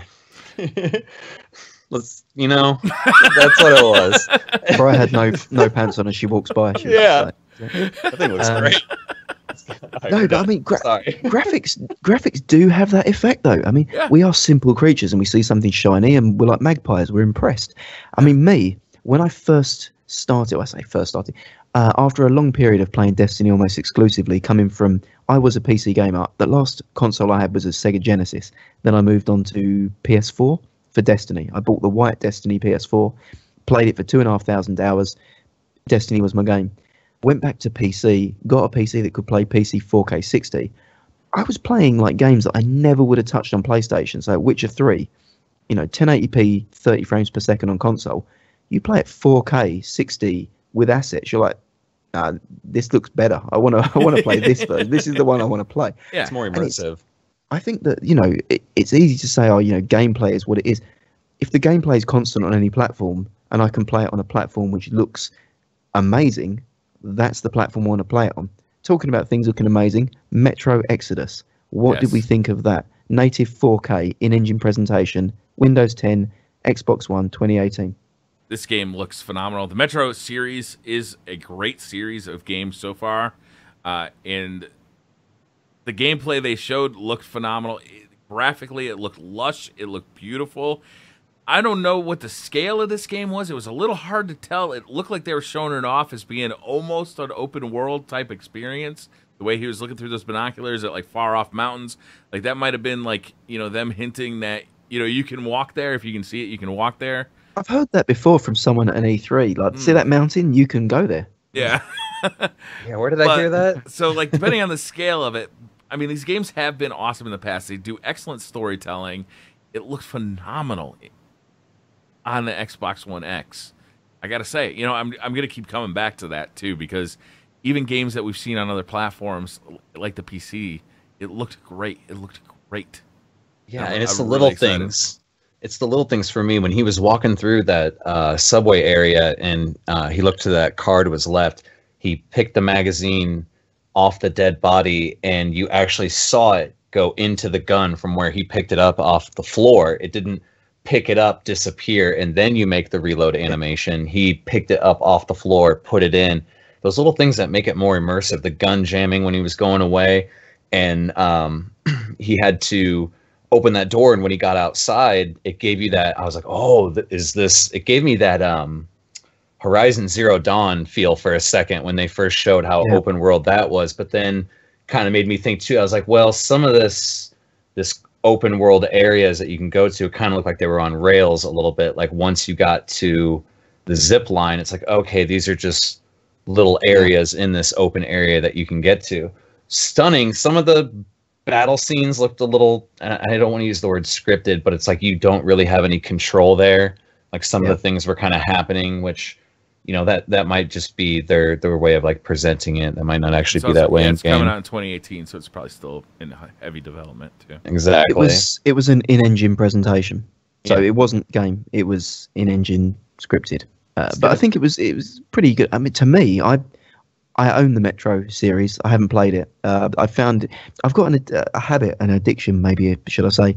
If I find Steam keys for a game and it's like $3 or $4, I'll just buy it. I like having things in my Steam library, and Metro is one of those games that I found for like $3-4. So I was like, yeah, that'll do. I never played it. So to me, when I saw it, I was like, is this Fallout 5? Because it looked like a Fallout game, when you're leaving the vault for the first time and going out and being out in the wilderness. Like, maybe wish that Bethesda made games that look like Metro, but yeah, I mean, I can't comment because I've not played the other games. It looked attractive, looked interesting. Like you say, it did look like the junkyard with very, very tight corridors with a nice open world around it. But visually, to show what the game's presentation is going to look like, can't fault it. Looked nice. Assassin's Creed Origins. What did we think? It looked like more of the same. It's an origin story of the Last Magi, setting up the Assassin's Creed franchise. So from a story or narrative perspective, it's probably going to be a good one. I say that because it's not going to be another, going back and forward in time. I imagine it's going to be how the Brotherhood formed in the first place. Yeah. But it looks a lot like Assassin's Creed. What do we think? I would agree with that. It looked a lot like Assassin's Creed. This time it's in Egypt, and you can fly a hawk. See, Briar was like, I'm not really, once you've played like the first Assassin's Creed or whatever, yeah, they do kind of get repetitive. Yeah, the first 6 of them are the one that like you couldn't play at first because it was so trash. But we don't talk about that. My bad. I'm the same way. I'm like, Assassin's Creed, take it or leave it. But when I saw Egypt, man, I want to go to Egypt so bad, and I have a huge obsession with pyramids and aliens and all that cool stuff. So like I'm all about Egypt, and the flying the hawk thing was really cool for me, man. Like, or a falconeer, you got him up there and you can see through his vision. That stuff was really cool. My favorite part though was when he jumped out of that tree and jump sniped that dude right in the face with the bow. That was pretty cool. Yeah, it did look got like me going. It did look like the combat looked, and I can't say felt because I didn't play it, but looked a bit more Horizon Zero Dawn than classic Assassin's Creed. And people that played and enjoyed Horizon, and Beastly in the chat there, would attest to the fact that Horizon's gameplay loop was the combat. They liked the montage making and creating these unique ways to kill the animals or snipe them down. Maybe this will have that same appeal, and if it is true, I kind of got a vibe of riding through Novigrad for the first time in The Witcher 3 when the guy was on the horse going through the town. So, reserving judgment, it did look and feel a lot like Assassin's Creed, just the gut feel that I got. But if it's a good story and it's an open world in Egypt, we've not seen it before, I'm going to give it a chance. I did like that giant snake they showed at the end, too. Yeah. That was pretty neat. That was like, that doesn't, a little bit of mythology. Yeah, that doesn't say Assassin's Creed to me. That's something new they're adding with this one, and I like that. Well, they had the people with like the pharaohs with like the dog helmets on and stuff that were doing stuff, and that's just really interesting to me. But I haven't played the past couple ones. Did the new ones have those RPG elements to them? Like, you found a bow that was an upgrade that had a higher attack value. Ghost, I thought that was interesting. I thought that was really interesting. I don't know if it did, but then the fear that she has there is that there's microtransactions and loot boxes that will get you like epic bows. That's the only problem. Ubisoft is just thinking, how much shit can we dump on these people? Yeah. I just want a golden Hanzo bow. That's all I want.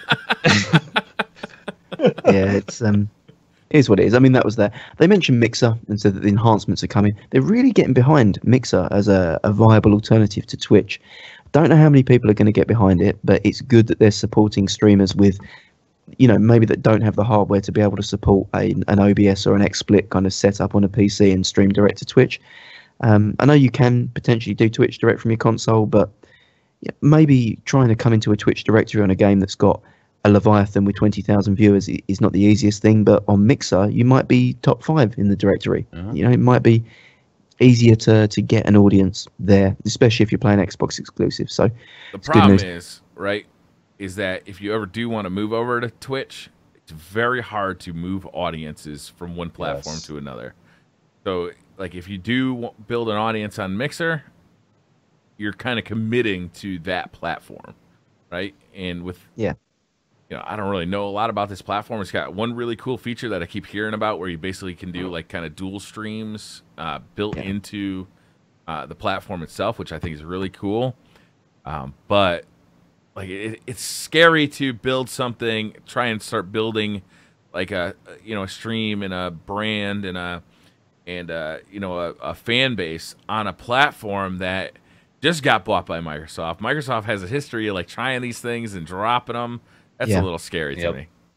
Yeah, it is. And we touched bases earlier on how competition is good for the consumer, and it would be nice to have something to compete with Twitch. But man, is that going to be hard to actually compete with Twitch and make Twitch be like, we need to change up our game because of Mixer. Yeah, I don't necessarily think it's going for that market. My view on Mixer is that it is the smaller streamers that it's probably trying to scoop up. The guys that best will in the world are never going to be a Twitch Leviathan, unless some crazy stroke of luck happens and they strike lightning with their stream.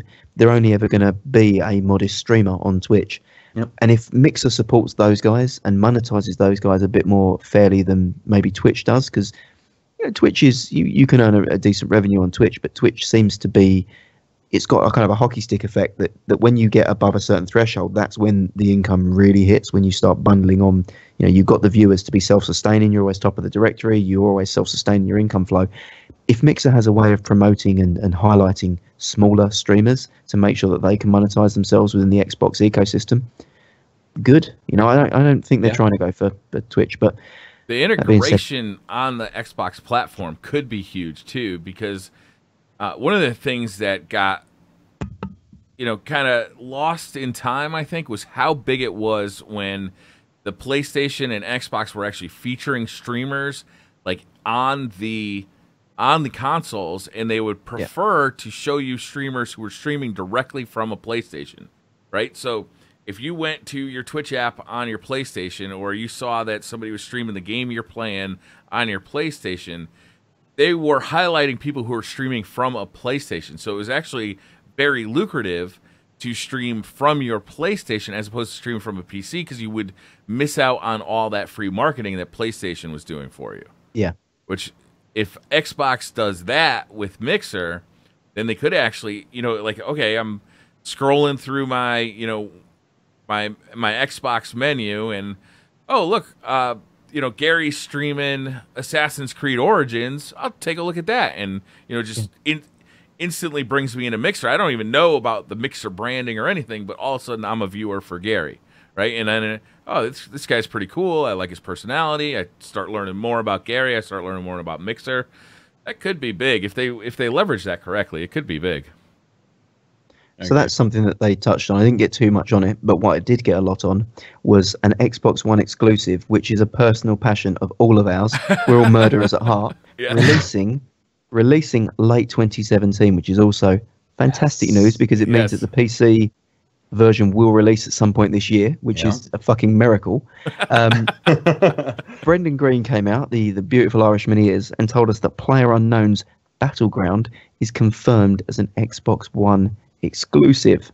Yes. Oh my god, it looked better in that demo than I've seen it look on any PC anywhere in the world. Yep. This is gigantic news. Like, it might be the biggest exclusive they have, right? Oh, for sure. This thing is immensely popular right now. It's number 2 or 3 on Twitch every day. And that's partially because it's popular with the viewers, but it's also very popular with streamers. Like, people just want to play this game right now. And the fact that it's been a PC exclusive and is now coming only to the Xbox One, I think it's huge for Xbox. I think it's huge for Xbox. This, I think, we'll see how it goes long term, but this is like getting like a Call of Duty exclusivity right now. You know, I mean, we're hearing it's a timed exclusive. Again, apologies if anything that we say is incorrect or partially correct. Please bear in mind that we got this information whilst doing the show, so it's kind of a bit there.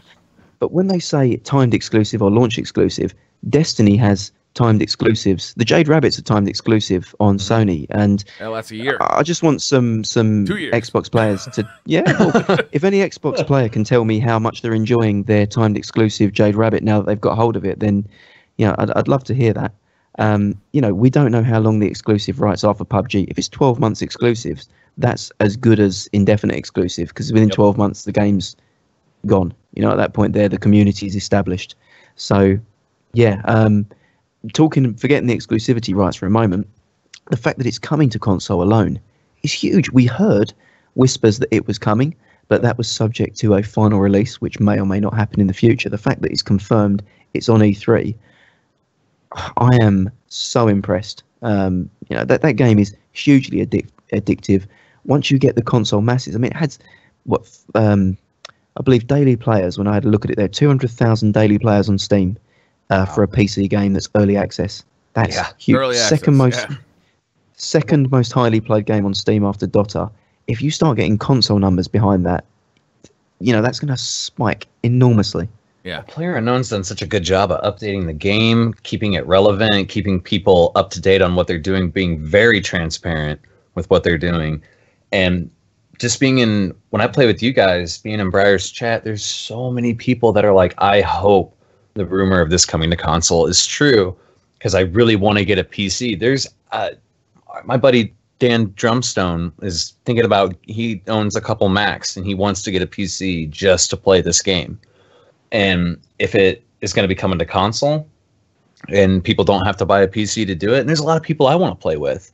You know, there's a lot of people from your chat, Briar, that I've played Destiny on Xbox with, and I'd love to get into this game. It's almost kind of giving me a reason to want to keep my Xbox around or get the new Xbox One X. You know what I mean? Like, I was ready to sell it and trade it in with my PS4 to get a Pro, and like now it's like shit. My stream is a Destiny stream, right? People come to the channel for Destiny.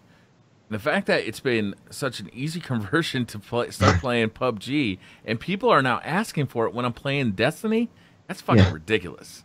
Like, this game is a juggernaut, and if they can keep this going by adding maps, adding maybe game modes, adding, you know, by continually adding to this, and, you know, as opposed to most of these other games that we've seen in early access, they are actively developing this game, and you can feel that day to day. You can follow them on Twitter and see what they're adding to it. You can see them, you know, doing motion cap for, you know, new player movement types, and you can see them talking about balance patches and adding weapons to the game. You know, like, they are active on Twitter. Their blog is active.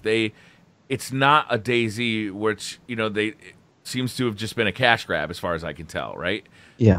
It's not, you know, these guys are invested in making an awesome game, and that's very exciting. So, you know, it's scary getting into an early access game, because if you fall in love with it, it can be heartbreaking.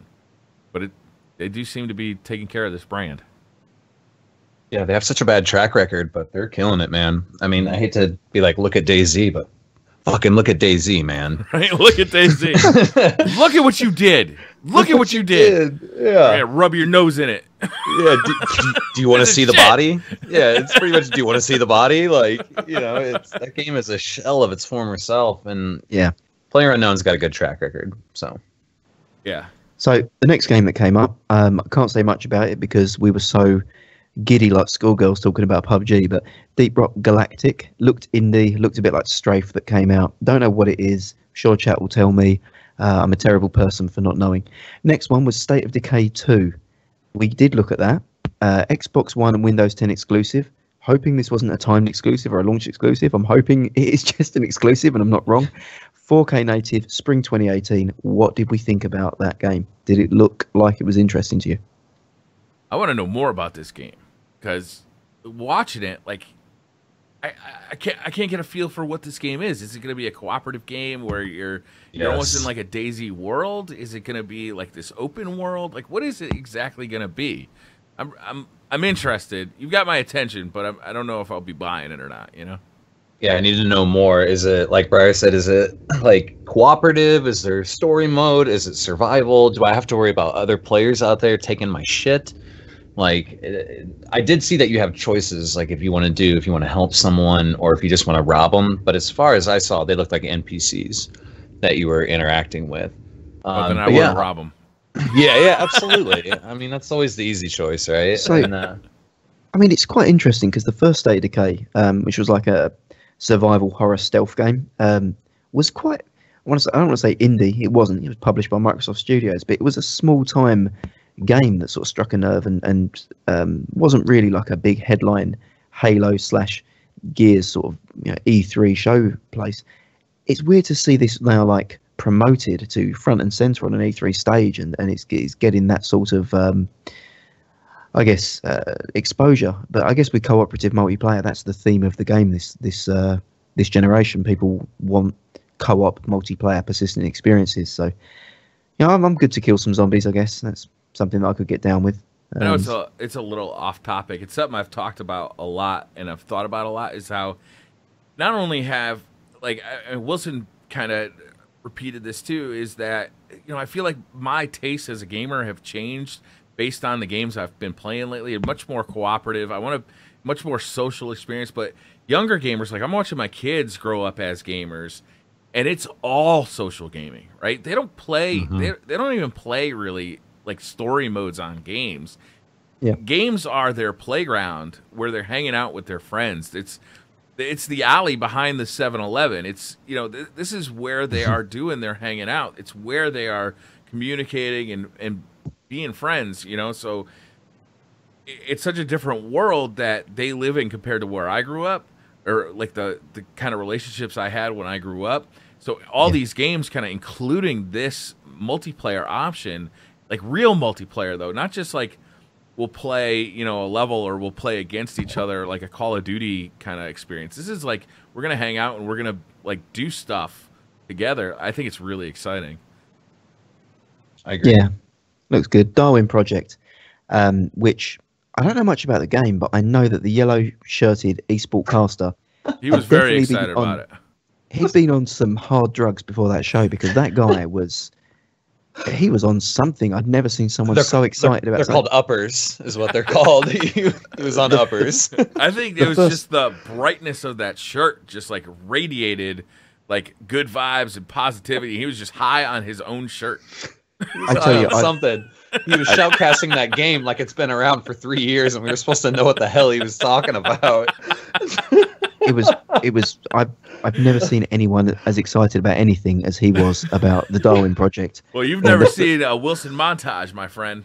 Oh man, I don't know that guy. I need to get that guy in my montage. Yes, what did I say? They should have got the Micro Machine guy to do it instead. The guy that talked real fast. I think he needs to narrate every part of my life, every moment in my day, the day-to-day moments in my life. I need him to follow behind me and just narrate, just to build the hype in my life. From what it looks everywhere. Like, it looks like a team deathmatch survival arena game, which is pretty cool. So, you know, maybe I guess mobber without the mobber. You know, arena where it's just a team deathmatch style game. Almost look like Last of Us 2 meets Battleborn meets Pixar. Yeah, it piqued my interest. It really did. I want to take whatever he's taken, and I want to learn more about the Darwin Project. Minecraft segment. This was quite interesting because, Briar, you mentioned your kids are part of the addiction problem that is the 150 million copies of Minecraft sold. Call it a problem. It was shocking to me for the first few years they were like in the Minecraft community, but that's what it is. It's a community, and their friends are there, and they can do all sorts of stuff. They can play, you know, deathmatch. They could play snowball fight. They could build stuff. They could break stuff. There's just so many activities and so many ways to play Minecraft with their friends that it's just open. It's a playground. You know, it's a playground to hang out with your friends in. So I don't know if this is exclusive or not, if this is something that's coming to all platforms or whether it's only available through the Xbox. But there are cloud servers which are going to unify the Minecraft universes. So whether you're mobile, VR, Windows 10 or console, you'll all be able to play collaboratively on the same servers. What I do know is that Xbox are getting an HD graphics pack. So the blocks will have the best pixels, many teraflops, such Minecraft. It's going to be pretty good. It's 4K native 60 Minecraft. Is this thing going to look better on Xbox One X than it's going to look on PC?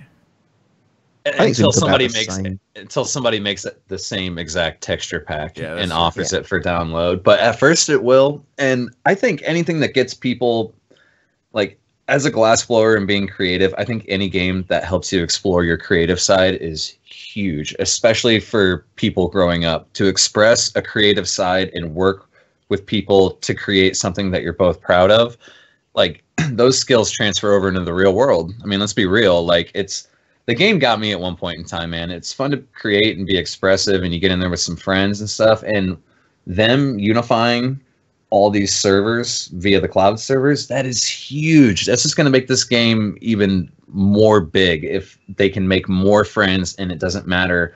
There's no blockades between you and the people that you want to play with. It's huge. Yeah, I agree. That was poignant, heartfelt, and moving. So we need something penis related, really, to get us back on track. Big swinging dick. Let's get right back to it. Let's do that. William Johnson's.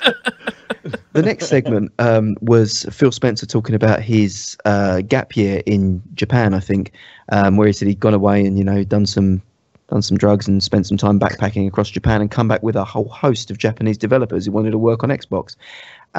This was the moment when Briar immediately tuned out and said, I've seen everything I need from this. He saw some kids' cartoons come on, which I believe he said they were the Dragon Fighters or something, but it was the game that was Dragon Ball Fighter Z. I liked it. 3v3 beat 'em up set in the DBZ world. Looked great. Looked like an episode of the anime. In fact, looked better than an episode of the anime, because that's like 1990s VHS shit that's going down. I mean, Dragon Ball Super kind of improved it a little bit, but looked good. We were chatting, so didn't get much more details on it. Wilson, you a Dragon Ball Z fan?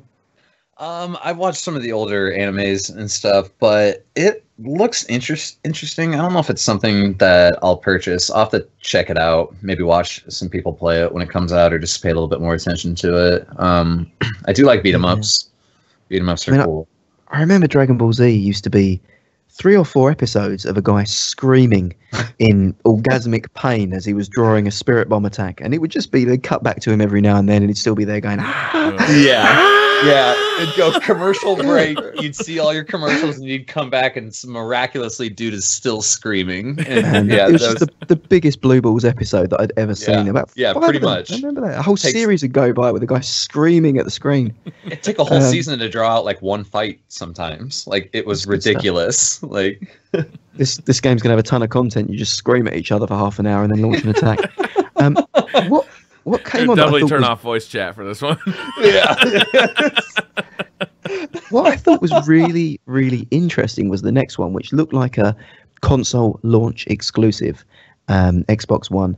I don't know if this is going to be coming to PlayStation. Doesn't feel like the type of game that comes to PlayStation. Might be wrong. Black Desert Online, which is a Korean MMO, very grind heavy, beautiful looking game. Kind of pay to win at top end on the PC, so I don't know how they're going to make that work on the console, but something that I've put some hours into. If you're an MMO fan, this is not MMO light. This is proper, pure MMO. This is like top 5. Old school EverQuest kind of thing? New school EverQuest. Yeah, it's up there on the top 5 MMOs, up there with things like Guild Wars, World of Warcraft, really I guess to an extent Final Fantasy 14. Yeah, but this is like more Korean super grindy games. It's a great game. The combat on it is frantic action-based combat as opposed to just press 1 on the hotkey and press 2. It's like, you know, the telegraph movement and things. Yeah, the game massively rewards time spent. You know, some of the guys that are top in the world were spending in the region of 18 to 20 hours a day playing this. Like, this is real grind. So it's interesting to see how they're going to bring this to console and make it work, but didn't see much more in it, so I'll park it there. Last night came on. That looked beautiful. Briar was, I think he was going to the gents at this point there. He knew it was Japanese, so he just completely lost interest, wandered off. Wilson and I saw this, though, so I'm interested to get your take on this, Wilson. It was a Xbox One console launch exclusive and PC Play Anywhere, published by Raw Fury. It was a 2D 8-bit pixel art game that was set in a 3D rendered world that looked like something almost like Blade Runner meets an indie side scroller. What did you think of seeing that, Wilson? We don't know much about it, but well, Briar had to get up and go do something while this was on, and it looked so good because growing up from like the Nintendo and Super Nintendo era, I absolutely adore that style of graphics. Like I think like Fez kind of played on that a lot, like, and it just growing up in that era, it looked really good. But then you add that 2D 8-bit pixels into a 3D rendered world, and it was playing tricks on my eyes. It was really cool. And I think I even at one point in time asked you, has anybody done anything like this before that you can think of? That's what really captured my mind and imagination. Was I don't think I've ever seen anything like it. You need to check it out, Briar. It's a short little trailer. Right, that sounds good. Yeah, last night. It looks interesting. Really good. Yeah, it looks really good, and I want to buy it just because I haven't seen anything like it. And they followed us up with a second LSD trip. I think that we were seeing into the mind of the yellow-shirted shoutcaster, because these games were trippy as hell. The Artful Escape was what it was called. It was a 2D side-scroller that looked like paper art, almost, you know, like folded art style. The guy pulled an electric guitar and started drumming some melodic sound. He opened his third eye chakra, and just sort of tripped us off into some. That's how we knew we were. That's how we knew we were at the peak of our trip, was when that third eye popped. Like it was intense, man. And it said "coming when ready," but to me, it looked like something like Journey that's going to be a kind of an experience.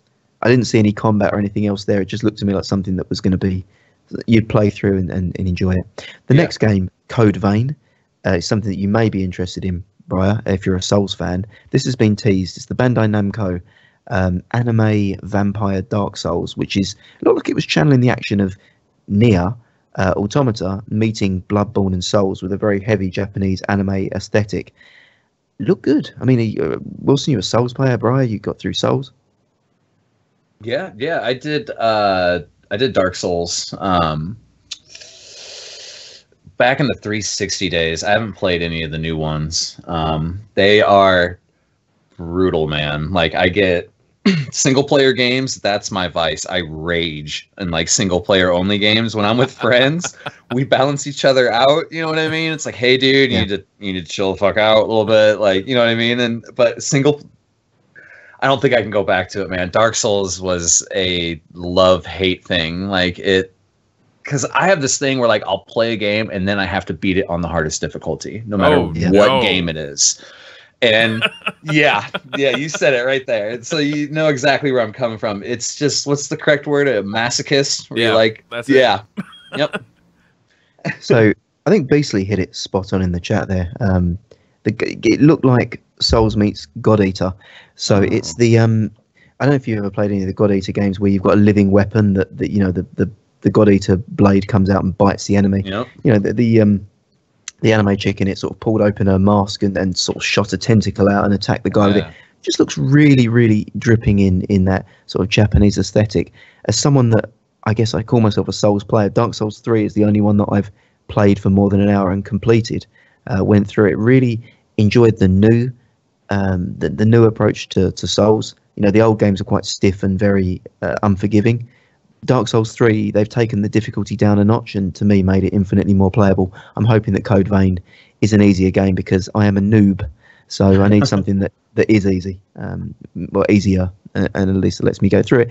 Sea of Thieves was the next game, Xbox One exclusive. I'm definitely right in saying that, and PC. MMO, open world pirate sim, many players seen, much booty shown. What do we think, Brian? You were ratting on this game as it was going, and you was railing on it, giving them not a chance. Look, what do you think? I conceptually, I'm down to play this game. I want to hang out, like, and be a pirate with my friends, but they got to show me a gameplay loop that's going to be fun. They got to show me what I'm going to do and how I'm going to spend my time and why spending time in this game is going to be fun, aside from just, like, goofing around with my friends. Because that's fun, but I can do that in any game. Like, they got to, you know, it's visually not that impressive, I didn't think. You know, maybe they showed the guy swimming around a little bit. Okay, you know, swimming levels suck. Like, come on, show me something. Show me the loop. Show me, give me the hook. And they didn't show it in that trailer. I didn't see it. Yeah, nobody likes the swimming levels in the game. Nobody liked the water temple in Zelda or the underwater levels in Donkey Kong Country. The thing that I thought looked like the coolest about it was, and I didn't get to see the whole thing, so I don't know if there's any kind of like battle scenarios where you're like loading cannons and, you know, ready, aim, fire sort of thing. But there definitely was a lot of like treasure hunting, and that's really cool to me. I like that stuff. But I could have fun in any game with my friends messing around. So if I see this and people are having some fun, yeah, I might check it out. Yeah, so, you know, it would be cool, like what you said, like if you and your friends can, like, you know, pilot a ship, you know, have a ship, you know, you got 3 guys on the guns, you got 1 guy steering the ship, you got a captain yelling out orders when to fire, you know, like, and like it's all like all of that stuff has to be done cooperatively, otherwise it doesn't work, and you have to have some strategy to attack another ship and get their loot or their booty, or you want to attack like a town and get their booty, you know, like all that stuff. It could be fun, but they got to show that, and they got to show that it works as well. So Brian wants to see more booty in the game. Show the booty. Show the booty. We need to see the booty. Pixar didn't happen. Agreed. It shows all about dicks and booty. I mean, I'm digging it. The next list we probably should have paid more attention to because it was I guess the games that closed the show. Unfortunately, we were talking to you fabulous people, so we've only got names and dates. We're just going to whip through them because we can't obviously comment on them at the moment. It will be addressed in Tuesday's episode, but Crackdown 3 got a release date November 7th. Cuphead finally got a release date September 29th. Finally. Cuphead, come on. I'm so happy that's coming out this year. Finally. Like, I know, this it got game delayed has been like getting twice. showed at every E3 since like E3 was the World's Fair. Like, this thing has been around forever. I got Ashen, and then the annotation I got for that was "Who knows." I don't know anything about that other than the title. Life is Strange Before the Storm. There's going to be a prequel, I believe, maybe sequel, something set in the same universe. It's going to be episodic. 1 of 3 is up for pre-order. Middle Earth: Shadow of War. More you guys gameplay. Excited for a sequel to Middle Earth? Not really. It was a good game. It was a good game, but I'm not like, oh hell yeah. Like, to be honest, like I didn't play any of the Life is Strange, but I watched some people stream them, and surprisingly, those are really entertaining streams. Like Mr. Moon, of course, like he's always entertaining, but he played that game and just kind of tore it apart while liking it at the same time. Like, kind of made fun of like what is it? Just like the language that kids in high schools use nowadays and stuff, and it was really interesting to watch. So I'm kind of excited just for that reason to see some streamers play it. But Middle Earth: Shadow of War, I don't know. I'll just have to pay more attention to it. I mean, there's maybe we missed this announcement, but BC seems to have confirmed that a prostitute is coming to Xbox One X 2018. So if we missed that, do apologise. It's good to get that captured there. Next game that we missed, that we didn't see the footage for, was Anthem. So we spoke about it. Let's skip that one till the end of the show because I'm watching the trailer for it right now. The game. Oh, you are? Okay. Well, Briar's our investigative reporter there, live on the scene, hearing it 45 minutes after the rest of the world. So finger on the pulse with this show. We don't rest until we get you the exclusives. 4K upgrades are coming free to Gears 4, Forza Horizon 3, Killer Instinct, Halo Wars 2, Minecraft. Pretty cool. There's also Xbox Original, not Xbox One, backward compatibility with Crimson Skies as a title game. That's pretty cool. Crimson Skies was a great game. And there's a sequel to Ori and the Blind Forest, which I believe is Ori and the Will of Wisps. Please make that just a hair easier. It was so fucking hard. It was so hard. I loved it so much, but it was so hard. Just make it a little easier. It's a beautiful game. Yeah. It is. It's a really beautiful game. I mean, I maintain, and we need to have a round table about this at some point there, but I maintain that all games, every game, no matter what the game is, should have an option on the menu that you can switch on God mode and take no damage, just to make the game easy. Because not every gamer has skill and ability to play a game, but maybe you just want to see the story through and you want to play it. Sometimes you just do it, whether it's for gamer skill ability or maybe it's physical impairment that just stops you being able to play a game in a certain way. I think all games should have that as standard. That's my own little soapbox rant on that one. Gaming news for the week. Do we want to address anything else in Microsoft, or are we quick to whip? And I'm going to whip through this because we're already hot on time. We're probably going to need to go through these bulletin style, gut feel, initial reaction. What do we think? Anything else on Xbox before we blast on at full pace? I am watching the Anthem trailer, and this game looks amazing. Graphically, it looks stunning. And like it does look like it is a looter shooter. It's third person, it's not first person, so it's different from Destiny in that way, more like the Division. But the world looks incredible. He's picking up legendary guns. It looks like you got a lot of powers and abilities to use. You got a jetpack so you can fly around. Game looks pretty dope, dude. Yeah, it looks good. I'm excited. Thoughts on Xbox is big swinging dick. They brought it this year, and they needed to. They did, man, right? They did. Mm-hmm. They did. I feel like, reflecting back and talking through it, I'm impressed. I have to say that I didn't think Xbox could. We had this discussion, what can Xbox do to win E3, and none of us came up with anything that could potentially win E3. I think the One X console, bang on the money. All the games they've showed looked amazing. Even on a stream, looked amazing. And that's a feat, to make those games look good on stream. And the games that they showed, for the most part, I want to find out about and I want to play. Yeah. I don't know. Sony's got a hard job, and we're going to find out tomorrow. But, they've got a difficult job now, because we know God of War's there. We know about Last of Us 2. We know about Final Fantasy VII Remake. What can they drop that's going to really impress us? That's the other thing about Sony too, is that I think that people are wise to their recent tactic. The last couple of E3s is they've shown game, and brought the hype. But then the games don't fucking materialize. Like, like they dropped. When did they drop the Final Fantasy VII Remake thing? That was what? 2015. 2015. 2 years ago. 2 years ago. Yeah. And that game is still probably 2 to 3 years out. You know, like there's multiple examples of them doing that, and I think that people have kind of caught on to, okay, yeah, they're giving us the hype at E3, they're winning E3, but the games aren't actually getting released. Like, they're showing us the games, but they're not coming out, or they're coming out, 3-4 years down the road. So I think Sony has a problem there, is that they got to show games that are actually coming out.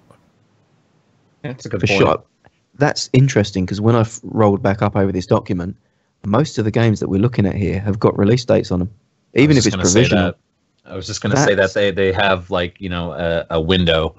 Some of them are even coming out this year, like the PUBG one, man. Oh my god. PUBG coming out this year is actually really big news. Yeah. So what was the other big one? I'm sorry. Go ahead, Gary.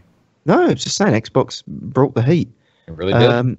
In terms of news this week, I've tried to get stories in here which aren't E3 related, because we've had, leading up to E3, we're going to get all this news and it's going to be covered in Tuesday. So going to whip through at breakneck speed.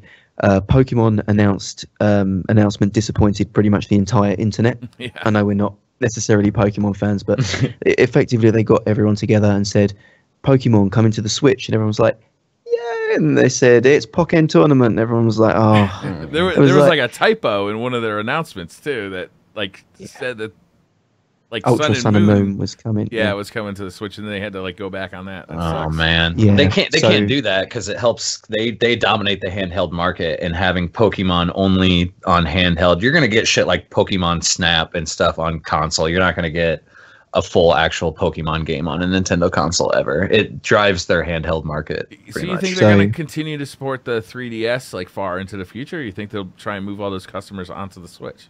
The Switch is a portable. They've just released a new piece of hardware with the new 2DS. I don't see them in any way demising that. That's going to last on.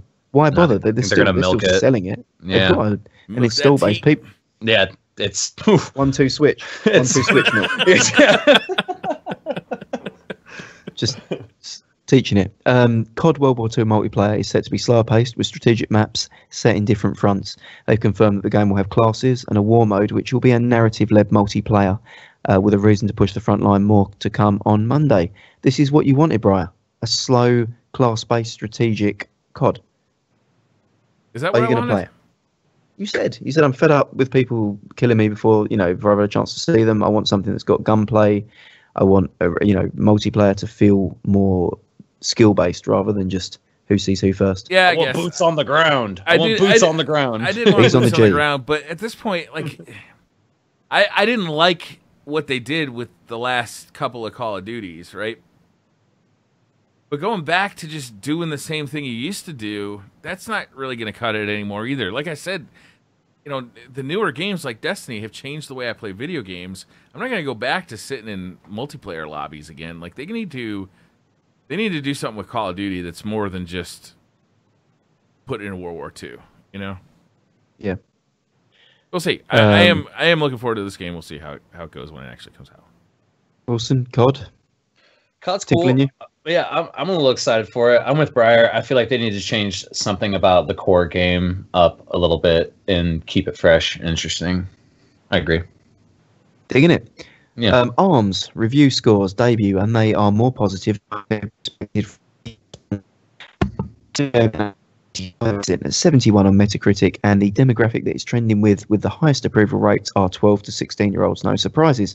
So whilst a lot of people who played it ratted on it and said this doesn't feel great, the demographic that Nintendo wanted to hit, which apparently is the 12 to 16-year-old market or the early teen market, seem to be digging it and getting it. So maybe ARMS will do well after all. Okay. Everything to be said there. This is interesting. The For Honor player count has now dropped by 96% 2 months on from release. In the height of open beta, they're at 71,000 players per hour. Launched with just under 40,000.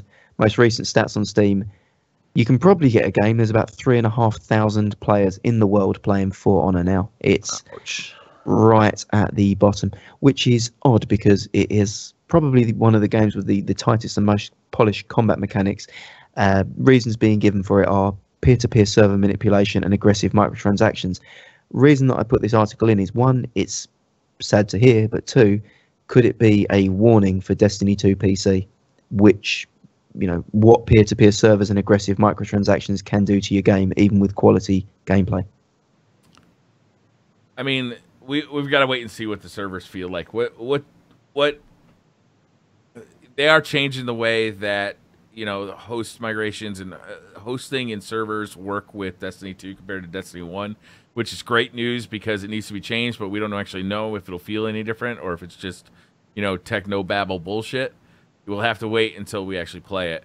Microtransactions, I feel like there was a strong response to microtransactions in Destiny, and they pulled back on it. They're still there. They have pulled back on some of the more egregious examples of where it looked like they could be starting to head down the path of a pay-to-win model. And I feel like the community really responded strongly against it.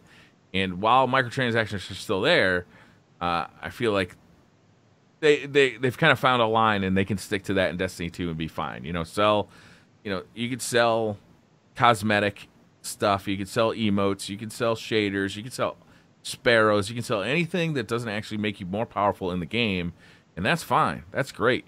For Honor crosses that line. You could buy with paid money stuff that makes you more powerful, and that's just a no-no.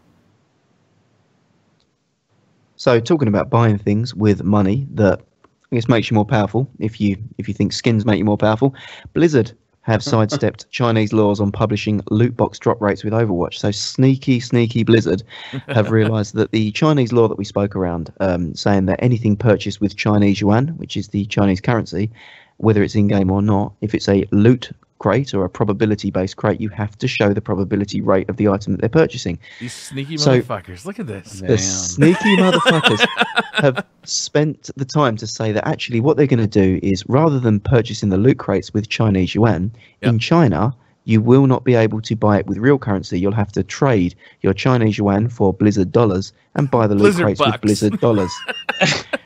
Therefore, bypassing otherwise the known laws. as "fuck you, bucks."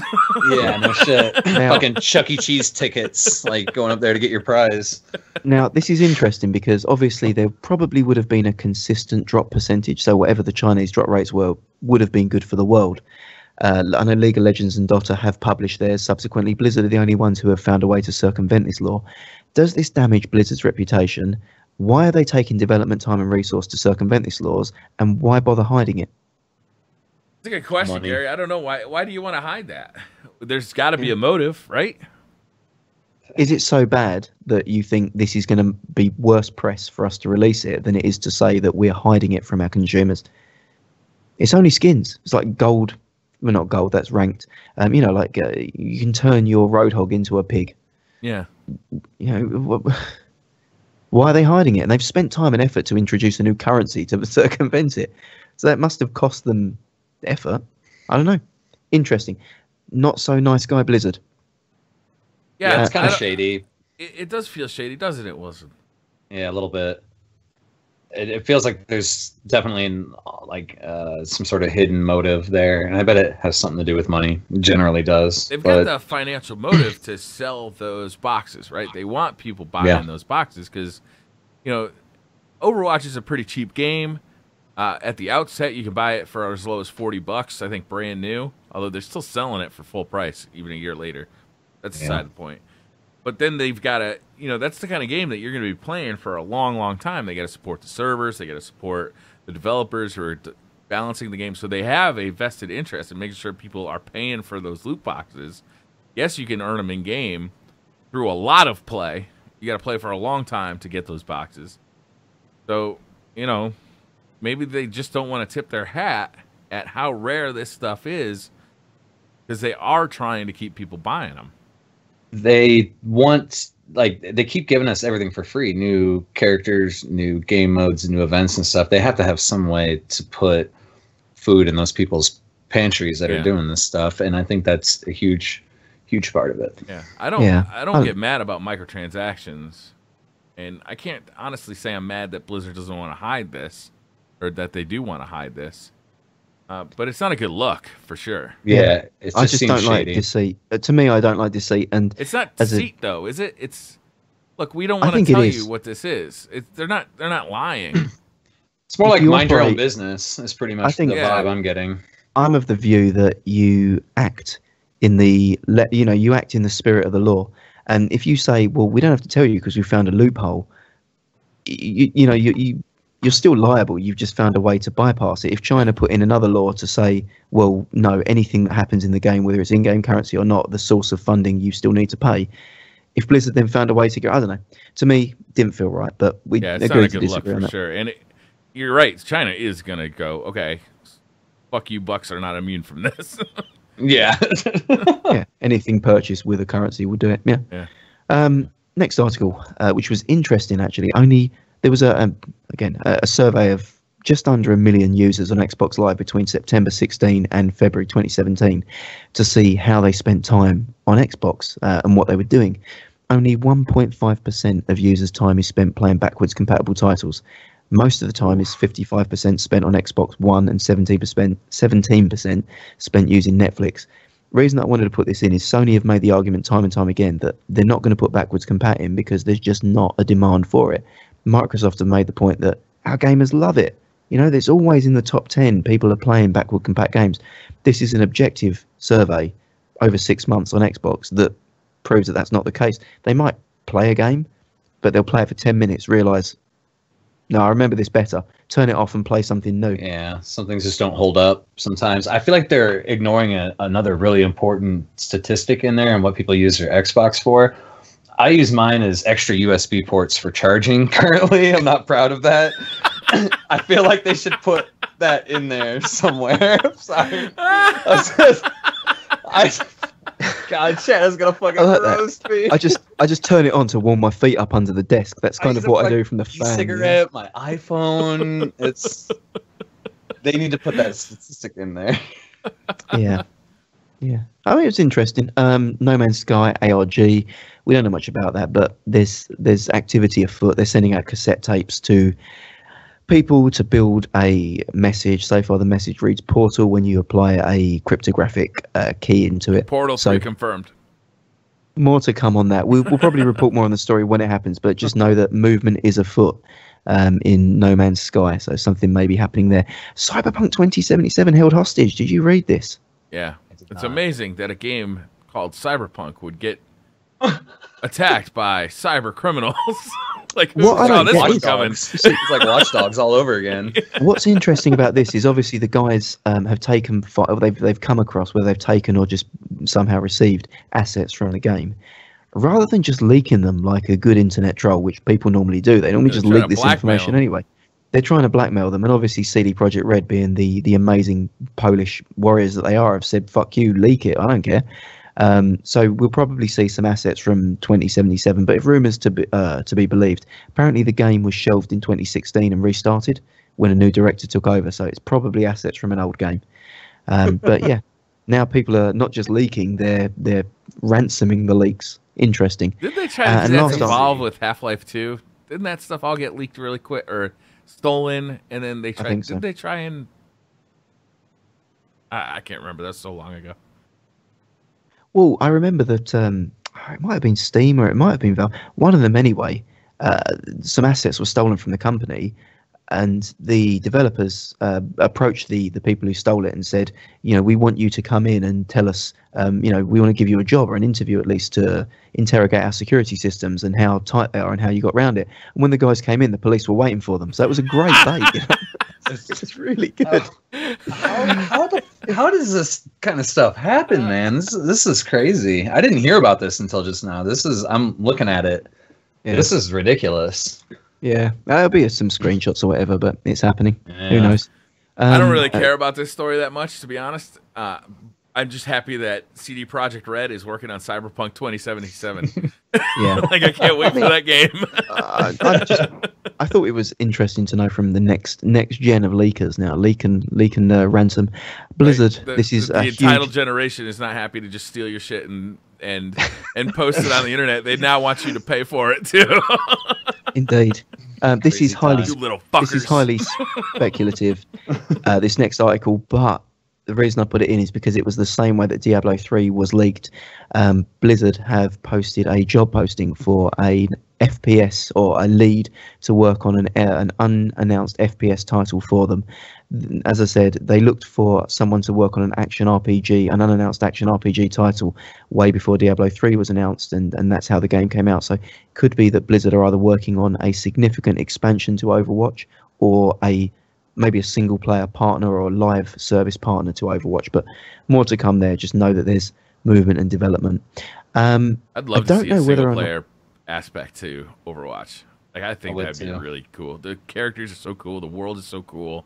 They had, was that last month? I can't remember what it was called, but they had like that little like kind of cooperative portion of Overwatch.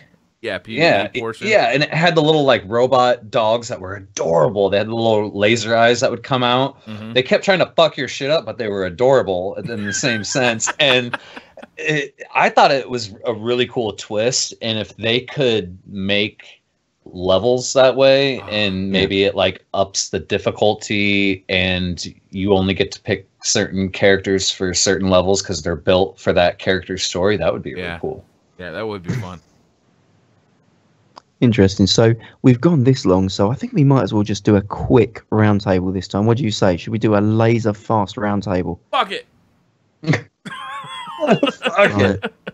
It's interesting. So this roundtable, Wilson has had weeks to prepare for, so we expect his answers to be on point and his arguments to be, relevant, insightful, referenced. Also, thank you, chat, for peer pressuring Wilson to appear on the podcast tonight. Oh my god. Yeah. It was intense.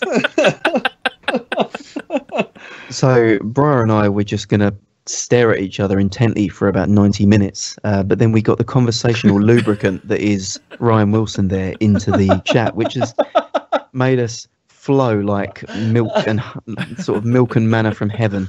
Nice. So honestly, thank you, Wilson, for coming in at such last minute. You really have been an asset to the show, and I'm sure chat have got behind you. If we can have some sort of show of appreciation with maybe eggplants. I'm going to go with eggplants in chat if you've got them, or any other emote that's suitable, whilst we introduce the round table. And this week, the round table is on beta versus early access versus demo. So whilst most AAA games of recent years, in particular those with a multiplayer component, have had some sort of expectation that you'll see an open or closed beta, with a qualification to entry often being tied to pre-ordering the title or some sort of marketing exclusivity, most of these beta or early access periods are within 6 to 8 weeks of the full release and don't have any type of the typical requirements that you've seen in the original PC betas, that being bug reporting or turning up for specific activity testing. I guess the question that we're going to ask here is, why even bother calling this a beta when it is quite clearly not? Are consumers being made to pre-purchase or pre-order just to get a limited time demo under another name? Is the rise of the beta and the death and rebirth of the demo? If so, what's the real reason behind this shift? What do we think, guys? I think that the primary reason is that it's just a cooler name than demo. I think it just sells better than demo. The word itself makes you feel more exclusive, like you're part of the in crowd. When you get into a beta, because betas have this history of just being, very exclusive, just a few people would get in. By opening that up to the public and making people feel included in a beta, it makes you feel like you're part of that in crowd. You're part of that early access. You're part of, the people who help build the game, not build the game, but, help test the game. I think it's just a cooler fucking word than demo. Yeah, I agree. And let's be real, demos come on a disc with a magazine, right? Like they used to back in the day. It had the plastic over it, you rip it open, you'd be like, oh, demo shit, I can't play this. I don't even have a PS1, or you know what I mean? Floppy disk demos, man. Yeah, dude, all day. I think you nailed it, dude. It's the wanting to be part of that quote unquote exclusive crowd that's I was a part of the beta. I don't remember how many times when I first started playing Destiny, it was my first LFG experience. This guy thought he was just the bee's knees because he did the closed alpha for Destiny and this and that. And it does give people a prestigious feeling or whatever, but I think you nailed it, dude. I think it just makes people feel more included. Now, the definition of a beta, at least an open beta, closed is something else, so that is invitational, but an open beta where people just go in and test the game is actually defined as the full and complete game. It is the entire commercial release made available to the public for a limited period early.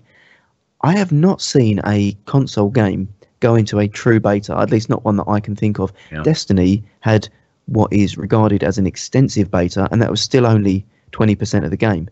In an MMO environment or a PC environment, when a game had typically gone into beta, you played the game. They gave you the game and said, here's the finished product, test it.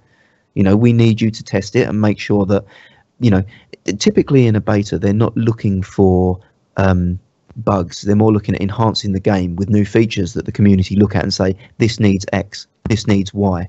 You know, the bugs are generally found in closed beta and alpha. But, you know, if you played the Destiny beta and said, I think this game needs private matches, Bungie would have got back to you in 2 years with that and said, thank you. Yeah, right? They're very responsive to that concern. Well, it's, you know, I'm just using that as an example. Anything that you brought up, anything that you said, hey, this needs to change, I'm sure Bungie put it on a long list of things to do. They weren't using that beta in the way that a beta should have been used, which is to find player feedback and incorporate that into your game. And the only examples that I've got of where that's happened is Battlefield Hardline for the console, where the beta team took the feedback. It wasn't a full, complete game, so it wasn't a true beta, but at least they treated it as such.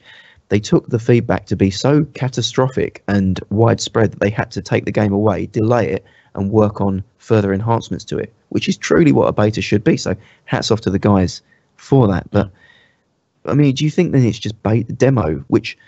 Demo is a small... it is a demo for sure, but they are getting useful data from that. You know, like when we get the Destiny 2 beta, you can rest assured that the game we get when Destiny 2 comes out will reflect the things that they saw in the beta. Weapon balancing will be primary among that. If they can do any network tweaks based on what they found from us playing the beta, that will be reflected in the full game.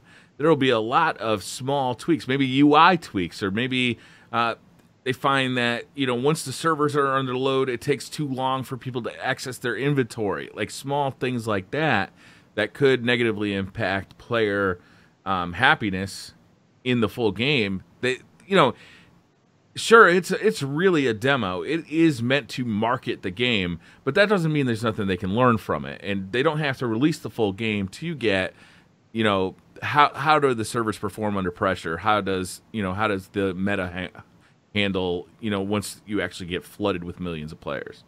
So it is a multiplayer demo, in effect, just labeled differently. Yeah. I don't think that these are betas. I really don't. I've been saying that for years, to be honest with you. They are demos. It's a cooler way of saying demo. The important information I think that they get, whether you want to call it a demo, a beta, early access, I think with multiplayer games, the most important feedback that they're getting is stress test on the servers and how big of a load they can handle of all these people. They can handle a huge load. I laughed at myself before you even said it. Yeah, Phil, they want to make sure that Phil Spencer's E3 2017 load. That's massive. I don't know. I don't know if I have enough teraflops for that, but that's huge too, because like they're giving, like, to reference like the D2 beta, PlayStation's going to get first access, and that's going to help roll players in slowly so that they can see, you know, how many people that it can handle. My opinion, a beta is, like you said, the full game that you can play, because like betas used to be pretty much the full game, but they only lasted like a weekend. So like, unless you no-lifed it, there was no way you were going to get through a significant chunk. Like, and this is like referring to like MMOs and stuff. And nowadays, these fucking betas, some of them can be almost 2 weeks long. You know what I mean? And I feel like they have to limit you in what you can play, because otherwise, like, and I feel like the Division like limited what we could play, but I played it. They gave us more than what I thought they were, and because of that, I played it. Dude, I think I sunk 50, 60 plus hours into the Division beta, and I was burnt out, man. Like, I think that beta actually hurt the game. Yep. I agree. So, like, early access, in my opinion, is what they should be calling some of this stuff. Early access is just a small portion of the game that you're playing. Beta is what you're going to be getting, but you have a limited time to play it. And I feel like people just don't see that distinction between the two anymore. Now you see early access, beta, and it's like, well, what is it? You know, is it early access or is it beta? Well, that's the thing. A demo is typically a small piece of a finished product with no expiration date. So they say, here's one level. Play it. Play as many times as you want. Enjoy it. It's finished. So typically demos were given away with other games to monetize them. So Halo 3 multiplayer demo coming with Crackdown 2, or the Final Fantasy 15 Platinum demo released with Typo HD. And that was something that you bought that and you got a demo with it there. Yeah. I don't know. Did you feel that, like you say, that is the only reason that it's going, or is there something more sinister there, that demos are hard to monetize in that a beta you can attach to a pre-order or a pre-purchase, whereas a demo typically is something you give away for free and it's something that you just make available? Shifting it to beta, you monetize like it. kind of the links to value, or to how these words are perceived by the public. Is that you're right? Is a demo you're used to getting for free. Like Wilson said, it used to come in a magazine on a disc.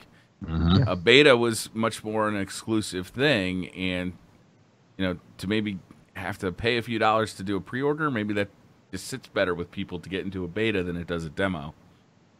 Yeah, So like I participated in the Star Wars, the Old Republic beta, and it was closed, and we actually got like an email, download this client.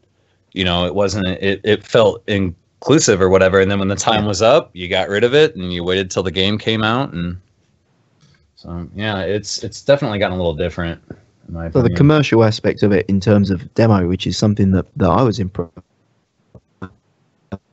Some research that was disclosed by a guy called Jesse Shell at a Game Lab conference, where they looked at the impact of releasing a demo for a game versus not releasing a demo. So the data they looked at showed the average sales for a game promoted only by trailer over 6 months, and then the same game with a demo. It was actually almost a 50% reduction in sales on the game that had a demo attached to it. So the reason that they've associated for this, when they looked at it on aggregate, was that people would be able to try the game, see if they liked it, see if they didn't like it, and make a purchase decision based on that demo, as opposed to a game that's only on hype, only on trailer, maybe a beta, which you've already bought the game to get the beta because you've pre-purchased it or whatever else they make you do. And granted, you can, I guess, at some places cancel a pre-order, but certainly not if you've bought it digitally. Good luck cancelling that pre-order. That's there for life. Yeah, I mean, could it be that as a marketing individual or as a game developer, we don't want you as a consumer to have demos because they're just less profitable for us? Did he do that testing over multiple games, or he just compared one game? How do you... It was an aggregate over games promoted by trailers only to games that had a demo. Yeah, like, and that was aggregate. I could see the results going either way, because like I've played demos and decided, no, I don't like this, but I've also played demos that I never would have bought the game and decided I am going to play this. Destiny wasn't even on my radar before I played that alpha. I was watching the E3 conference. They said, and you can play this week. I'm like, oh, that's cool. I'll check that out. And then, I spent the last 3 years of my life like devoted to Destiny. That's how it happens too.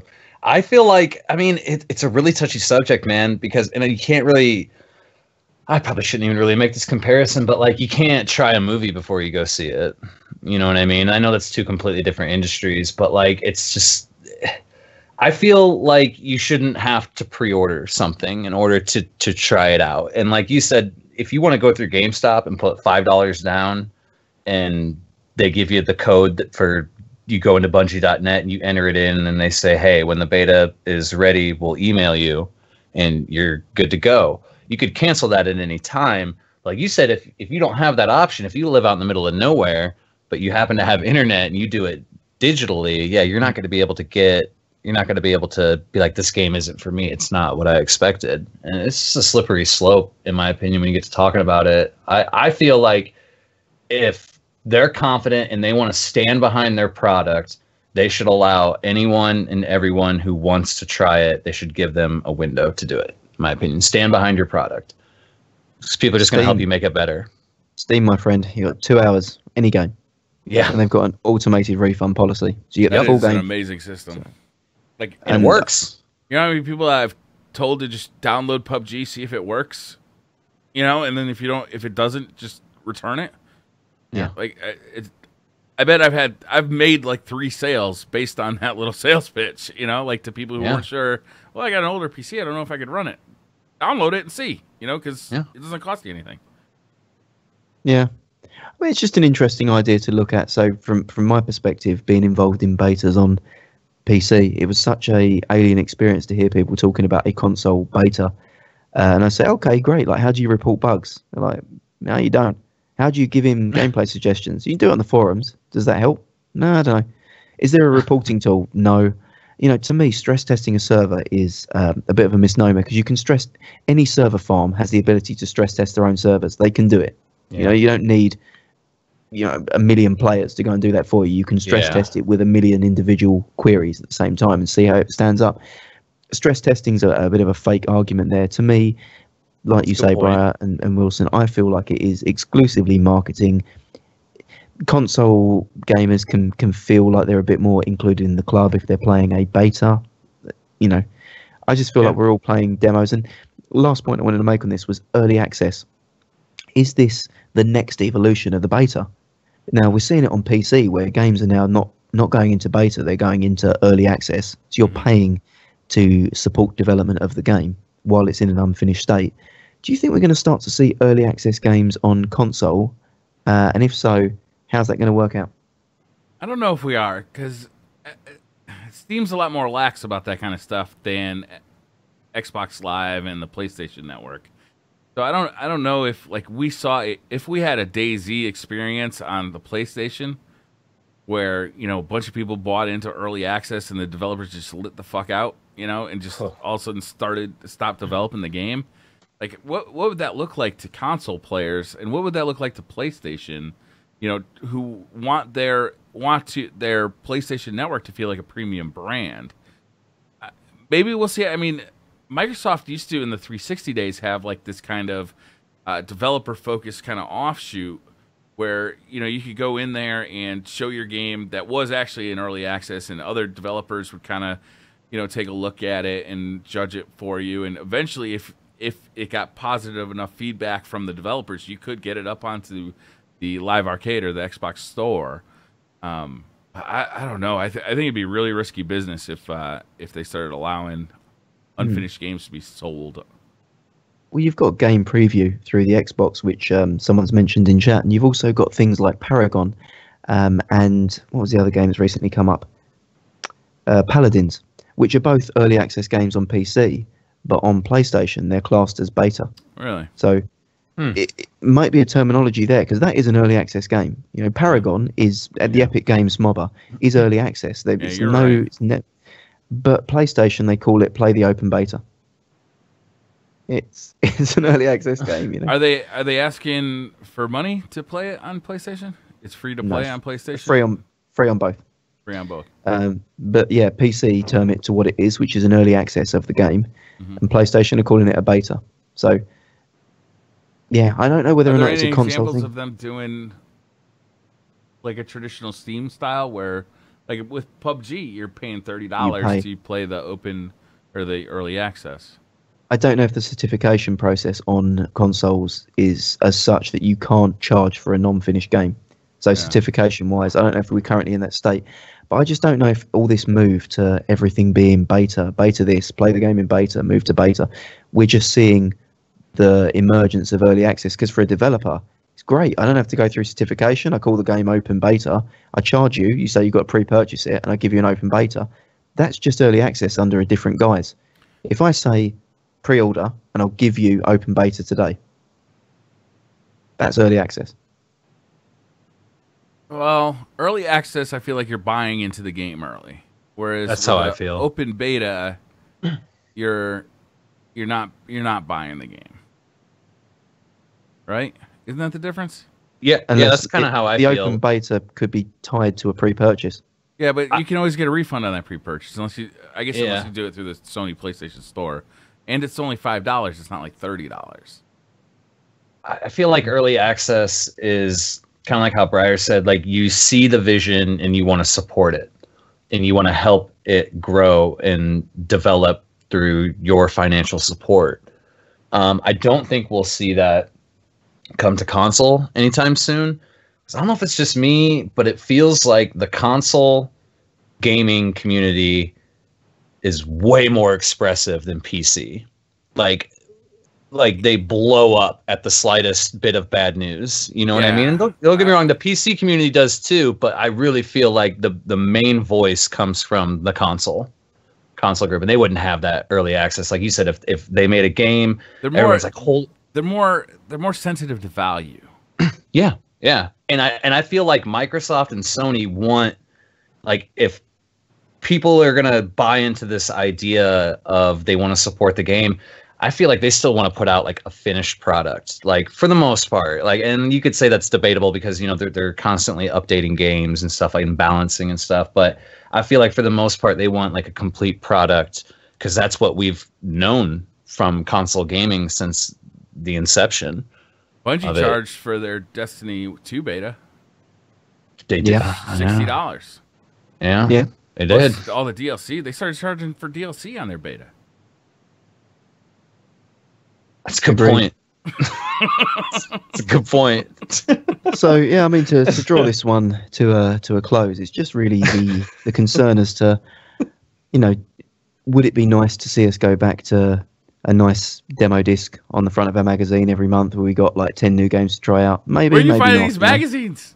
I know, dude. Because those were cool, man. I remember that's how I played Twisted Metal and like Tony Hawk for the first time. You got one level and like one character to play as. Yeah, they were the good shit. I played the shit out of those discs, man. Like they were full release games. We were too young to have money, so we couldn't actually buy any games. So that was like the best thing you could get is a demo disc that had like 6 games on it. I was so pleased with my PC Gamer magazine. It was demo floppies and they moved to demo CDs. I was so pleased with them because they came in a dual case and they had like a number pagination down the side or numeration down the side. I actually had them on the shelf alongside my real games. So I had like, PC Gamer 43, 44, 45, and I could go in and try a game because it wasn't the internet. It just wasn't there. Well, there was, but it was 56K at the start, 28.8. But yeah, that was the thing. Just, I think we need to work hard to make sure that when we hear the word beta in console, we take it with a pinch of salt. Gary, are there more paper magazines still in Europe? Because like I haven't seen a gaming magazine.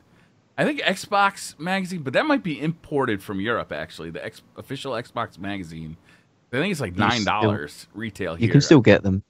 We're not that primitive. We have the internet and I know that. Game Informer is Game Informer. Game Informer is still they do it through GameStop. Yeah. You get things like T3. You've got like official UK PlayStation magazine. You've got Nintendo Life, Nintendo UK. So there are. If you go into what would be the equivalent over there, like a store that's got magazines and Barnes and Noble. Yeah, maybe that equivalent. Yeah, we've got like things like WH Smith's, or you probably don't have that over there. And there'll be like that sounds very very posh actually saying that now, WH Smith's. But they've got like an article, like a whole aisle that will have like, this is motorsports, this is fishing, this is craft, this is gaming, and they'll have like magazines for everything. Yeah, Barnes and Noble does that here. They have a magazine section where it's all categorized. Yeah. So you can still get gaming magazines there anymore. To be honest, I'm mostly looking at the top shelf, and the magazines are blurred out on the front cover, and they come with a DVD. They come with the paper bag. Yeah, that's convenient. They come with that. It's not too bad. It's not too bad. It's a nice value. You get a magazine and a paper bag. They're working hard on the centerfold as well because the problem is trying to get where the staple placement is, that they don't interfere with anything like important.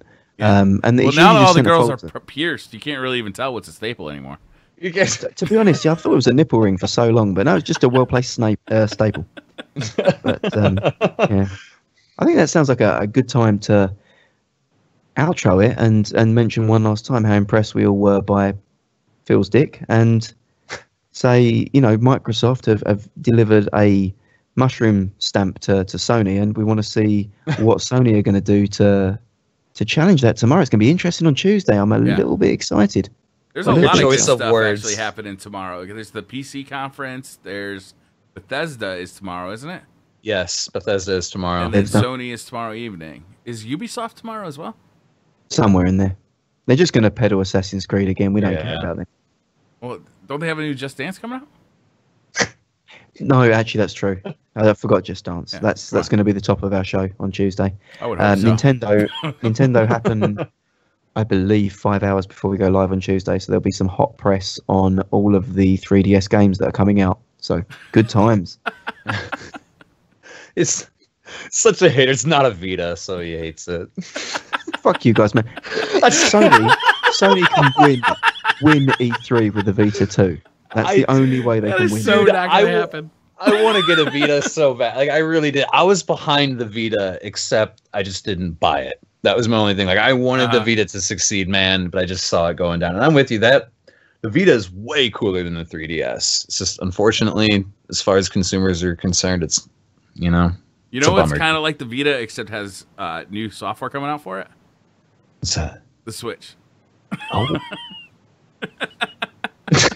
You should have gone with the 3DS, man. The 3DS is a better example there. That's the only thing that's getting software. That's true, actually.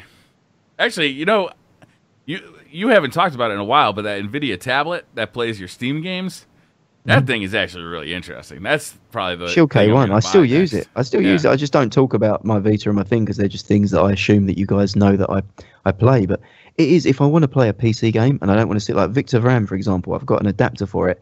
I'm playing it on controller anyway. I can go and sit on the couch on a personal 8-inch screen and just play the game at like 60 frames or 100 frames. There's no limit to it. So when I was playing Mass Effect Andromeda, which was a pain to do anyway, at least I could sit comfortably on the sofa and play it at like 1080p, 90 frames per second, comfortably. Yeah, it's a great portable, really good. Cool. NVIDIA Shield tablet, yeah, K1. All right, what time is it for you, Gary? Local time to you? It is 1:30 a.m. at the moment. That is a yo man's effort. Thank you so much, Gary. Gary is the force that brought all the news segments together. He put everything together here. I mean, everything that we talked about today, Gary put into a very epic 12-page document, had us on point, ready to talk, prepared, which, I mean, frankly, took me aback. I've never prepared for anything in my life. The reason Wilson's not on cam is he's actually not a real person. I've been performing a ventriloquist act for the whole show. He's my American alter ego. It's true. It's the Dr. Jekyll and Mr. Hyde of Gary. Yeah, there's only actually two of us. No, it's a team effort. It is every week. He throws this praise around, but we couldn't do this without the crew, and we've been missing our compatriots. And as charming and handsome as Will says, I feel like I've woken up the next morning and I'm guilty. I just want to get out of this bedroom. I feel like if I'm sneaky enough, he won't wake up. I'm a heavy sleeper. I need to wash. Trying to sneak your arm from under his pillow. Yeah, I got my arm around you. You're little spoon right now. I know. I need to wash and get back to, spooning Robbie and gently next to Beastly. No, we'll see. But no, Wilson. Jokes aside, it's been an absolute pleasure for you all. Wilson, thank you so much for coming out today. Can you pimp your YouTube channel and your Instagram so people can find your classwork and your montages one more time? Yeah, absolutely. Instagram at Hadouken Glass, Twitter at Ryu Wilson. That's RYU Wilson, and on YouTube just search Wilson309. Awesome. Thank you again, guys. I really do appreciate it. I had a blast. And for the people who have stuck it out this long, we always forget to do it at the head of the show. We somehow put it at the end thinking that people actually stay and listen this long. We do the podcast on Podbean and iTunes. So if you don't want to look at Briar, myself, and Wilson's picturesque face, you can actually listen to the audio-only version. Links will be going up in the chat. We never, ever seem to be ready for it, but they'll be going up now for all the people that want to. Please follow us on there. It makes us incredibly happy when you do. The numbers going up, as I said, is an aphrodisiac to me. I know it saved Briar's marriage. What we need here is just more people to go on, follow, comment, like. We put timestamps on the episode guides. It really is, I guess, the best place to listen. The audio quality. Please support us on the YouTube channels, but listen to us on Podbean and iTunes. Yeah, Gary does actually do a great job. He's now editing the podcast as well for the audio-only version. So we're actually, it sounds, if you're used to watching it on Twitch, where we are using Skype audio, or you're used to watching it on YouTube, where we're also using Skype audio, the difference is night and day when you actually switch over to the Podbean or the iTunes version, because it is all locally recorded and it's much more well produced. Gary does an excellent job on that as well. Gary, Bravo, I gotta Gary. say, thank you. Yeah, dude. My hat's off to you. Literally, you're killing it, man. Good job. For sure. Well, that's a lie because your hat is firmly on in your profile photo, so I don't I can believe change it. Stuff that. like this forever. I'm ready to move. Here, I'll change it. I'll change it back to Inspector Gadget. Where his hat is also on. Lino, no hat. Awesome. Yeah, for people that are listening about when it goes up, unfortunately, I do go to work in about 6 hours. So, unfortunately, I'll probably sleep now, knock myself out. It will be edited and put up probably for somewhere in the region of about 12 noon Eastern time. So keep a lookout. We will be finding an official time to publish it, but if you want to listen to the audio, it goes up at 12 noon every Monday. All right. Thank you to everybody coming out. We really appreciate it. This is one of the best viewerships we've ever had on Twitch, which is really exciting to see. So thank you guys all for coming out. We really do appreciate it. Thank you again to Wilson for graciously being our guest at the last minute. It was a pleasure, guys, for real. It was a good time. Thank you. And we'll see you guys on Tuesday for the special E3 episode. Boom.